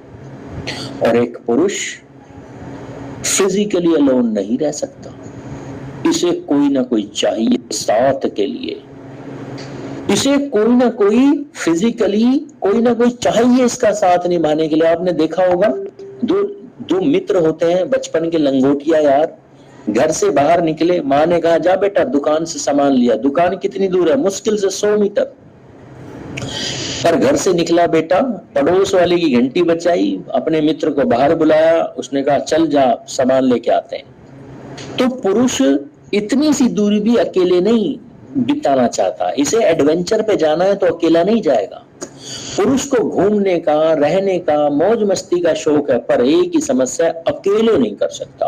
और एक स्त्री अकेले घूम लेगी, अकेले शॉपिंग कर लेगी, अकेले मौज मस्ती भी कर लेगी, अगर इसे पता है कि कोई इसे बेपनाह प्रेम करता है, इसे भरोसा है। और पुरुष ये जानते हुए भी कि स्त्री इससे प्रेम करती है, इसकी पत्नी इसे बेपनाह प्रेम करती है, तो भी ये मित्र ढूंढता है, तो भी दूसरी स्त्रियों से मित्रता करना पसंद करता है। मैं सही कह रहा हूं या गलत कह रहा हूं? जी बिल्कुल सही सही कह रहे हैं। इसी साइकिल देख जी योगेश जी बताइए, सही है कि गलत है? गलत है जी। जी बताइए कैसे गलत है? आप अकेले रहते हैं या मित्रों के साथ पसंद करते हैं रहना? आप पहले मित्रों के साथ था, आप तो मित्रों के साथ नहीं रहता। क्यों नहीं रहते? क्योंकि पत्नी आ गई है मित्र के रूप में, इसलिए नहीं रहते। पत्नी से जिस दिन अनबन होगी आपको मित्रों की याद आएगी। पुरुष अकेला नहीं रह सकता, इसे मित्र चाहिए, या तो पत्नी के रूप में या मित्रों के रूप में। और एक स्त्री अकेले भी रह सकती है। आप कभी नहीं चाहेंगे कि आपकी पत्नी मित्रों के साथ घूमे फिरे, उन्हीं मित्रों के साथ जिनके साथ पहले घूमती फिरती थी।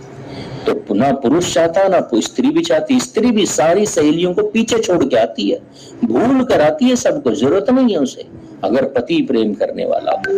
परंतु एक पुरुष अपनी पत्नी के साथ बढ़िया भी चल रही है और किसी कारणवश उसे फिजिकली अलोन होना पड़ा, टूर पे जाना पड़ा, बाहर गया, या पत्नी मायके चली गई महीने भर के लिए, तो पुरुष फिर से वही अकेलापन फील करता है और वो चाहता है फिर से किसी मित्र को ढूंढूं, चाहे पुरुष मिल जाए या स्त्री मिल जाए। पुरुष की साइकोलॉजी है कि उसे साथ चाहिए, इसलिए लंगोटिया यार स्त्रियों के लिए नहीं प्रयोग किया गया ये शब्द, पुरुषों के लिए किया गया। पुरुषों को दोस्त यार मित्र चाहिए हमेशा। इस पुरुषों के दोस्त ऐसे ही होते हैं, उसे हमेशा साथ चाहिए। ये एक साइकोलॉजी स्वभाव है। तो योगेश जी क्या आपके साथ ऐसा नहीं है? जी है, थोड़ा बहुत तो होगा, बहुत ज्यादा नहीं। हाँ जी है जी।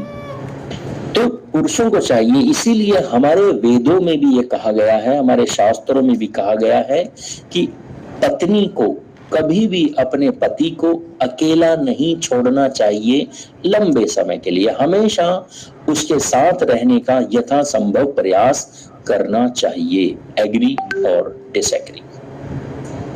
एग्री। इन सारे स्वभाव को देखते हुए, साइकोलॉजी को देखते हुए हमारे ऋषियों ने सामाजिक नियम बनाए, मनुस्मृति लिखी, विवाह सूक्त बनाए और अलग अलग ड्यूटीज बना दी। तो याद रखना, एक स्त्री चूंकि उसका स्वभाव ऐसा है, जैसा मैंने बताया, इस स्वभाव के कारण एक स्त्री को घर की चीजें संवारने में, घर सजाने में, घर को मैनेज करने में वो कंफर्टेबल फील करती है, रेदर देन घर से बाहर निकलकर समाज को सुधारने में, राष्ट्र को सुधारने में, शहर को सुधारने में। तो बाहर के काम कौन करना पसंद करता है? साइकोलॉजी के हिसाब से पुरुष करता है। पुरुष को बाहर के काम दे दो, बड़ा मजा आएगा, इसे पैसे देके सब्जी लेने भेज दो, इसे बड़ा मजा आएगा। स्त्री को बाहर के काम पसंद नहीं, ये घर के कामों में थोड़ा सा अधिक इंटरेस्ट दिखाती है साइकोलॉजी के हिसाब से। इसलिए पैसे कमाने में इंटरेस्ट किसे ज्यादा आता है? पुरुष को आता है। पुरुष यहाँ से भी कमाना चाहता है, वहां से भी कमाना चाहता है, और स्त्री को किस चीज में मजा आता है? खर्च करने में आता है। पुरुष कमा के लाए और वह खर्च करो, ये साइकोलॉजी है। तो हमें इसे गलत नहीं समझना है, पर हाँ चीजें नियंत्रित होनी चाहिए। अच्छा, एक चीज और है, अब स्त्री और पुरुष में जब झगड़े होते हैं आपस में, जैसे स्त्री विवाह करके आती है, मां से पत्नी की लड़ाई हो गई, बहस हो गई, और पुरुष को ऐसा लग रहा है कि मां की गलती है या फिर पत्नी की गलती है, तो यहाँ पे पुरुष हमेशा फंस जाता है कि क्या करूं। अब पत्नी का साथ दूंगा तो मां कहेगी जोरू का गुलाम, और मां का साथ दिया तो पत्नी कहेगी मम्माज बॉय, हमेशा मम्मा मम्मा करता रहता है बस। तो पुरुष यहाँ पे फंस जाता है और इसलिए नॉर्मली साइलेंट हो जाता है, पर सिचुएशन साइलेंट होने से भी नहीं सॉल्व होती। तो जानते हो यहाँ पे हमें क्या करना चाहिए? साइकोलॉजी कहती है कि ऐसी स्थिति में अगर ऐसा लगे कि माँ और पत्नी की लड़ाई हुई है और उसमें पत्नी की गलती है या माँ की गलती है, तो दोनों को सामने बिठा के अपनी गलती रियलाइज करवानी चाहिए। कई बार होता है कि हम माँ की गलती है तो माँ को अकेले में ले जाके समझा देते हैं, डांट भी देते हैं, पत्नी के आगे नहीं डांटते। पर ये हमें पता ही नहीं, आपकी पत्नी को पता ही नहीं, तो वो क्या समझती है, इसने माँ की गलती इग्नोर कर दी। तो माँ भी अगर गलती करती है तो अपनी पत्नी के सामने ही उसे समझाना चाहिए, पर शर्त क्या, गरिमा, माँ की गरिमा मेंटेन करके माँ को समझाना चाहिए, जैसा बाहुबली ने किया था। भरी सभा में बाहुबली ने क्या कहा था अपनी माँ को कि माँ आप यहाँ पर गलत हो। उसने अपमान नहीं किया, अपशब्द नहीं किए, बस इतना कहा माँ आप यहाँ पर गलत हो। तो ऐसे ही माँ की गलती है तो माँ को कहो, पत्नी की गलती है तो पत्नी को कहो, पर सबके सामने दोनों को बिठाकर अगर बातचीत सामने सामने करते हैं तो कंपैरेटिवली समस्याएं या मिसअंडरस्टैंडिंग हमेशा कम होती चली जाती है। तो ये था ह्यूमन साइकोलॉजी के बारे में। और जो ह्यूमन साइकोलॉजी मैंने यहाँ पे बताई है, अगर वेदों की तरफ चलें तो मैंने आपको बताया विवाह सूक्त है, पूरा का पूरा विवाह सूक्त, और इस पूरे विवाह सूक्त में हमारे शास्त्रों में दिया गया कि जो सप्तपदी होती है, जिसे आजकल 7 फेरे भी कह देते हैं, इन 7 फेरों के ये मंत्र होते हैं, 7 मंत्र, और ये हमें ये बताने के लिए हैं कि इन 7 फेरों या सप्तपदी में किस तरह से स्त्री पुरुष संकल्प लेते हैं अपने जीवन को आगे बढ़ाने के लिए। तो जो पहला पद होता है सप्तपदी का, उसका भावार्थ है कि पति अपनी पत्नी से कहता है कि आओ मेरे साथ मिलकर कदम बढ़ाओ, ताकि हम दोनों मिलकर घर में धन, अन्न, हर चीज, सामर्थ्य और सुख की प्राप्ति करें। तो अभी मैंने कहा ना, गरीबों को विवाह करने का अधिकार नहीं, बिल्कुल वेद कहता है धन की प्राप्ति के लिए विवाह करो। ऐसा ना हो कि गरीब के गरीब ही रह जाओ। उद्देश्य क्या होना चाहिए कि धन अर्जित करेंगे, सुख संपत्ति अर्जित करेंगे। दूसरा कदम जब बढ़ाते हैं तो दोनों पति पत्नी मिलकर संकल्प लेते हैं कि हम बल वृद्धि के लिए मिलकर, ऐसा नहीं है कि बस धन ही कमा लिया, रे शारीरिक बल भी बढ़ाएंगे, तो शारीरिक बल सामर्थ्य भी बढ़ाएंगे, इसलिए हम आगे बढ़ रहे हैं मिलकर। तीसरा, धन ऐश्वर्यों की भी प्राप्ति करेंगे। चौथा, सुख समृद्धि की प्राप्ति भी करेंगे। और पांचवा, सप्तपदी का 5वां मंत्र है, हम गोपालन और पंचगव्यों की प्राप्ति के लिए आगे बढ़ रहे हैं। तो याद रखना, अब गोपालन तो आप करोगे नहीं, शहर में रहते हो, तो इसका मतलब ये जो संकल्प है तो टूट जाएगा। तो टूटना नहीं चाहिए, तो फिर क्या करना है, जो लोग गोपालन करते हैं उन लोगों को हेल्प करो, उन लोगों को सपोर्ट करो। पंचगव्य के उत्पादों का अपने जीवन में प्रयोग करो। याद रखना, यहाँ विवाह में ही पंचगव्य का प्रयोग करवाया जाता है। जब आप 7 फेरे लेते हैं, विवाह करते हैं, तो जो वृद्ध हैं, जो अनुभवी हैं इस मीटिंग में, मैं उनसे जानना चाहता हूँ किस पदार्थ का सेवन करवाया जाता है विवाह करवाते समय, करते समय, क्या चीज होती है, पता है किसी को, याद आ रहा है? शादी में तो करवाया नहीं महाराज, बहन जी ने बता दिया अभी। और हमारे रवि प्रकाश जी हैं जो विवाह संस्कार करवाते हैं, तो वो भी जानते हैं, करवाते भी हैं। किरण जी ने भी बताया, जब विवाह होता है तो स्त्री अपने हाथों से अपने पति को दही और शहद खिलाती है। पंचगव्य, विचार करो। तो हमारे जीवन की शुरुआत गाय से शुरू होती है और गाय पर समाप्त होती है। इसलिए गो पालन में हमेशा कहीं ना कहीं, किसी न किसी रूप में हमें सहयोग करते रहना है। और जानते हो, छठा बिंदु, पति पत्नी संकल्प लेते हैं ऋतु के अनुसार भोजन करेंगे और इसलिए मिलकर कदम बढ़ाएं। और 7वां बिंदु होता है, हम दोनों मित्रवत व्यवहार करेंगे। और यहाँ मित्र का अर्थ गलत समझ लेते हैं जी। रवि जी ने लिखा मधुपर्क कहते हैं उसे, दही में शहद मिलाते हैं वो खिलाया जाता है मधुपर्क। 7वां बिंदु है मित्रवत व्यवहार करेंगे, पर मित्र का मतलब गलत समझ लेते हैं हम। तो मित्र का मतलब क्या समझते हैं, मैं बता देता हूँ। मेरा एक मित्र था, मैं उसके घर गया तो वो मुझसे बातें कर रहा उसी तरह से जैसे बचपन में कर रहे थे अपनी पत्नी के सामने। किस तरह से, माँ बहन की गालियां देते, और पत्नी सुन रही, इग्नोर करने का प्रयास कर रही। मैंने पूछा, भैया भाभी के सामने तो गाली दे देता है क्या? तो कहता है, यार मेरी फ्रेंड है वो। अब मगर तो होता क्या है, हम स्त्रियों को पुरुषों के जैसा फ्रेंड समझ लेते हैं, वैसा नहीं होता। जेंडर की एक गरिमा होती है, वह मित्र है सुख दुख में। इसका मतलब शब्द नहीं प्रयोग करने हैं, गरिमा का ख्याल रखना, वह मित्र है, परंतु अपशब्दों का प्रयोग नहीं करना है, ये हमें ध्यान रखना है। पति पत्नी आपस में मित्र हैं, परंतु कई बार ऐसा होता है कि पति ये समझ लेता है कि ये मित्र है और उसे बहुत सारी चीजें अपनी बता भी देता है, पर जब लड़ाई होती है तो पत्नी उन्हीं बातों को डिस्क्लोज कर देती है या ताने मारती है। तो ऐसा नहीं करना है। तो इसलिए अच्छे पति पत्नी हमेशा मित्रवत बनेंगे। अगर आपने एक दूसरे को अपने कोई सीक्रेट्स बता भी दिए हैं, मान लो शादी से पहले स्त्री का किसी से लव अफेयर था, शादी हो गई, प्रेम से रह रहे हो, किसी रोज लड़ाई हो गई और पति ने क्या कहा, अरे तेरे तो पहले भी अफेयर थे, तू तो लूज कैरेक्टर है। तो याद रखना, ऐसी स्त्री या ऐसा पुरुष जो अपना राज बता दे और उसका पति और पत्नी उस राज के को ब्लैकमेल करे, ताना सुनाए उस राज को जो उसने मित्र समझकर बताया था, फिर जीवन में वो सम्मान कभी नहीं पा सकता। इसलिए सच्चे मित्र बनिए। मित्र सच्चा हमेशा एक दूसरे के राज को दबा कर रखता है और अच्छी बातें संसार में बताता है, दूसरों को बताता है। तो ये है सप्तपदी के 7 सूत्र। और जानते हो, इसी विवाह सूक्त में अनेकों मंत्र हैं जो ह्यूमन साइकोलॉजी बताते हैं। जैसे अथर्ववेद का एक मंत्र है जो बताता है, जो कहता है पत्नी को कभी अपने पति से अलग रहने की चाहत नहीं रखनी चाहिए। कई बार पत्नियां कहती हैं अपने पति से, अरे सुनो ना, मेरा प्रमोशन हो रहा है, दूसरे सिटी में चली जाऊंगा, किस लिए? पैसे के लिए। तो याद रखना, चली जाओ, कोई बात नहीं, पति यहाँ किसी और का हो जाएगा, क्योंकि पति का स्वभाव है, उसे तो मित्र चाहिए। शुरू में मित्रता बनती है, बाद में उल्टे सीधे चीजें हो जाती हैं। इसलिए वेद इन चीजों को जानता है।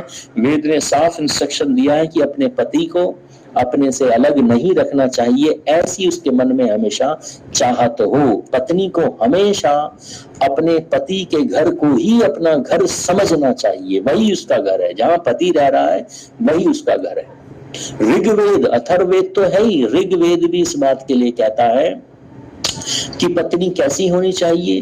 तो पत्नी ऐसी हो जो हमेशा पति का हित सोचती हो, पति के प्रति कभी भी कुदृष्टि यानी क्रोध की दृष्टि से ना देखे। पत्नी घर का कल्याण करे, जो भाव से सौम्य हो यानी मीठा बोलने वाली हो, अंतःकरण से सदा प्रसन्न रहने वाली हो, जो अपने सौंदर्य का और स्वास्थ्य का भी ध्यान रखे और अपने आप को विद्या और आभूषणों से भी विभूषित करके रखे। तो ऐसी होनी चाहिए पत्नी। और वेद कहता है घर का स्वामी कैसा हो, घर का स्वामी हो यानी पति कैसा हो, वह घर की स्त्री का भरण पोषण करने वाला हो और उसके सुख समृद्धि का ध्यान रखने का वाला हो, जो उसके भरण पोषण की जिम्मेदारी को अपना कर्तव्य समझने वाला हो, जो अपनी पत्नी के जीवन को अपने जीवन से भी ऊंचा उठाने का हर संभव प्रयास करे, ऐसा पति होना चाहिए। तो वेद ने दोनों के लिए ये सुंदर चीजें बताई हैं। तो इसलिए जो जिनके विवाह हो चुके हैं वे फिर से रिवाइज करें इन चीजों को, अपने जीवन को फिर से अच्छा बनाएं, और जिनके होने वाले हैं वो भी चिंतन करें कि विवाह करना है तो विवाह केवल फिजिकल प्लेजर के लिए नहीं होता। जब विवाह हो जाएगा अनेकों समस्याएं आती हैं, अनेकों मनमुटाव आते हैं, अनेकों जगह पे डिफरेंसेस आते हैं। तो आप इस चीज के लिए मेंटली प्रिपेयर रहो। 1-2 साल विवाह सगाई करके ऑब्जर्व करो, फिर विवाह करो, समय दो रिश्तों को समझने का, साइकोलॉजी को समझने का। विवाह में जल्दीबाजी नहीं करनी चाहिए। तब जाकर जब हम एक दूसरे की साइकोलॉजी को, एक दूसरे के अच्छे गुणों को समझते हैं, तब हम एक दूसरे के प्रति सम्मान और समर्पण के भाव हमारे जीवन में आते हैं। तो इसलिए हमें इन चीजों का ध्यान रखना है। और जानते हो वेद कहता है, याद रखना, पुरुषों के लिए वेद कहता है पत्नी को अपने घर में इतना प्रेम और इतना स्नेह दो, अथर्ववेद का मंत्र है, कि उसे अपने घर की याद ही ना आए, माता पिता की याद ही ना आए। विचार कीजिए, पति के लिए वेद में अथर्ववेद में ज्यादा मंत्र हैं। पति के लिए कहा गया है पति को हमेशा अपनी पत्नी को अपने प्रेम से जीतने का प्रयास करना चाहिए। गालियां गलौज गुस्सा करके आपने उसके शरीर को तो जीत लिया, मन को नहीं जीत पाए। मन को जीतना है तो प्रेम से ही जीतना पड़ेगा। पति को हमेशा अपनी पति का सम्मान करना चाहिए और उसके सम्मान और सुरक्षा का ध्यान भी रखना चाहिए। यहाँ पर उसके सम्मान का ध्यान रखना चाहिए, किस लिए कहा गया है? ताकि घर के कोई अन्य लोग भी इस बात का गलत फायदा ना उठा लें कि ये हमारा भाई हमसे प्यार करता है, हम इसकी पत्नी को कुछ भी डांट सकते हैं, ये हमें कुछ नहीं कहेगा। आपका भाई, आपके परिवार के लोग आपको डांट दे चल जाएगा, पर आपकी पत्नी के साथ अपशब्दों का प्रयोग किया, उसके साथ कटु शब्दों का प्रयोग किया, तो आपको तुरंत एक स्टेप आगे लेकर आगे बढ़ना है और साफ कह देना है कि पत्नी के ऊपर फालतू की चीज मैं स्वीकार नहीं करूंगा। आपको उसे कुछ कहना प्रेम पूर्वक कहो, आपको डांट कर उसका अपमान करके ऐसा कुछ भी मैं बर्दाश्त नहीं करूंगा, वह मेरा सम्मान है। जब ऐसा करोगे तो आपकी पत्नी आपसे प्रेम करने लगेगी। पति को एक अनुशासित जीवन जीना चाहिए और अपने वैवाहिक जीवन को बनाए रखने के लिए धन कमाने में सक्षम होना चाहिए। मैंने कहा था ना, गरीबों को विवाह नहीं करना चाहिए, पहले सक्षम बनिए फिर विवाह कीजिए, पहले धन कमाइए फिर विवाह कीजिए। यहाँ पर ये सारे बिंदु जो आज का विषय था ये मैंने यहाँ पर कंप्लीट किए हैं। कोई डाउट हो तो पूछ लीजिए। कल हम गर्भाधान के विषय में सीधे गर्भाधान का जो विषय उस पर चर्चा करेंगे। गर्भाधान करते समय क्या क्या सावधानियां रखनी है, क्या क्या औषधियां, किन किन चीजों का चयन करना है, तो कल का विषय सबसे इंपॉर्टेंट है। आज तक तो हमने तैयारी की थी विवाह से पहले की, कल हमारा मुख्य विषय है। आज के विषय को लेके, ह्यूमन साइकोलॉजी को लेके कोई मन में डाउट हो, प्रश्न हो तो पूछ लीजिए।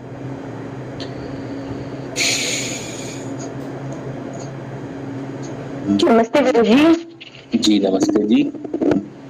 मेरा कोई प्रश्न तो नहीं है, लेकिन मैं आपको बहुत बहुत धन्यवाद देने के लिए मैंने कॉल ये किया है कि बहुत सारे गुण तो हमको, अभी तो मेरे तो 30 इयर्स हो गए हैं मेरी शादी को, लेकिन इतने तो विचार मुझे पता ही नहीं थे, पुरुषों के हो या हमारे हो।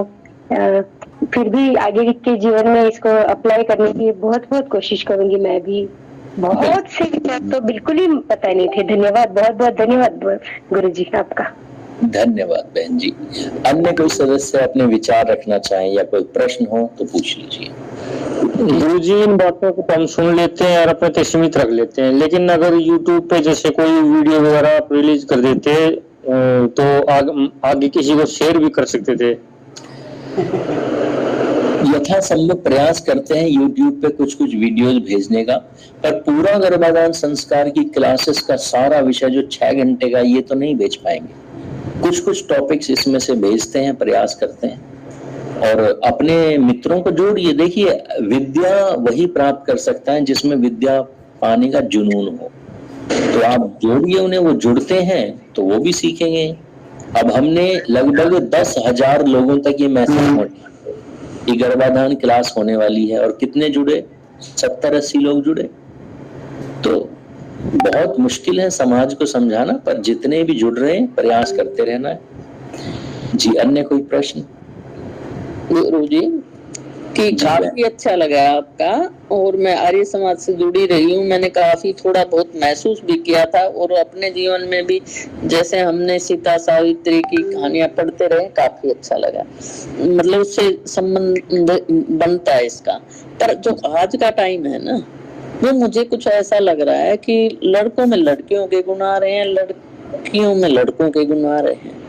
तो इस परिवेश में इसको समझाना और समझना कैसे, मतलब वो हो। देखिए, मैं कल भी इस टॉपिक को लिया था, आज फिर बता देता हूँ, और कल भी थोड़ा सा इस टॉपिक पर चर्चा होगी। जितने भी हार्मोनल इम्बैलेंस हैं, चाहे वो थायराइड हो, चाहे कोई भी हार्मोनल इश्यू हो, अगर किसी भी स्त्री और पुरुष में हार्मोनल इश्यूज हैं तो विवाह नहीं करना चाहिए। पहले हार्मोनल इश्यूज को समाप्त करें, और हार्मोनल इश्यूज को समाप्त करने के लिए दुनिया में 2 ही चीजें हैं, बस केवल 2 चीजें। पहला है प्राणायाम, बाह्य और आभ्यंतर, और दूसरा है गाय का घी। हार्मोन्स या कैंसर, ये जितनी भी बीमारियां केमिकल्स के कारण होती है ना, या टेंशन के कारण होती हैं, इनकी दुनिया में कोई दवाई नहीं है, सिर्फ देसी घी या फिर मेडिटेशन या और प्राणायाम। तो अपने युवा बच्चों को इनकी आदत डलवाइए और देखेंगे बड़े से बड़ी हार्मोनल इश्यूज ठीक होने लगते हैं। तो शुद्ध घी पूरे शरीर को डिटॉक्स करता है। तो स्त्रियों में स्त्रियों के ही गुण होने चाहिए, पुरुषों में पुरुषों के ही होने चाहिए। ऐसा आचार्य जी जो आपने बताया था भायांतर और अभ्यंतर जो प्राणायाम, मैंने एक दिन आपसे क्लास वो की थी पर मैं बाई चांस दोबारा नहीं कर सकी हूँ, मुझे सही ढंग से नहीं हुआ और उस दिन मुझे बहुत अच्छा लगा था। तो आपकी वो सुबह की क्लास कब होगी? मैं जल्दी हम उसे करेंगे। फिलहाल कल सुबह क्लास है जिसमें हम शरीर में जोड़ों के दर्द, आर्थराइटिस वगैरह की समस्याओं के लिए व्यायाम की क्लास सुबह होने वाली है। तो आप इस क्लास से सुबह जुड़ सकते हैं। कितने बजे? 6 बजे से 6:45 तक ये क्लास चलेगी। और ग्रुप में आप जिसमें जुड़े हुए हैं उस ग्रुप में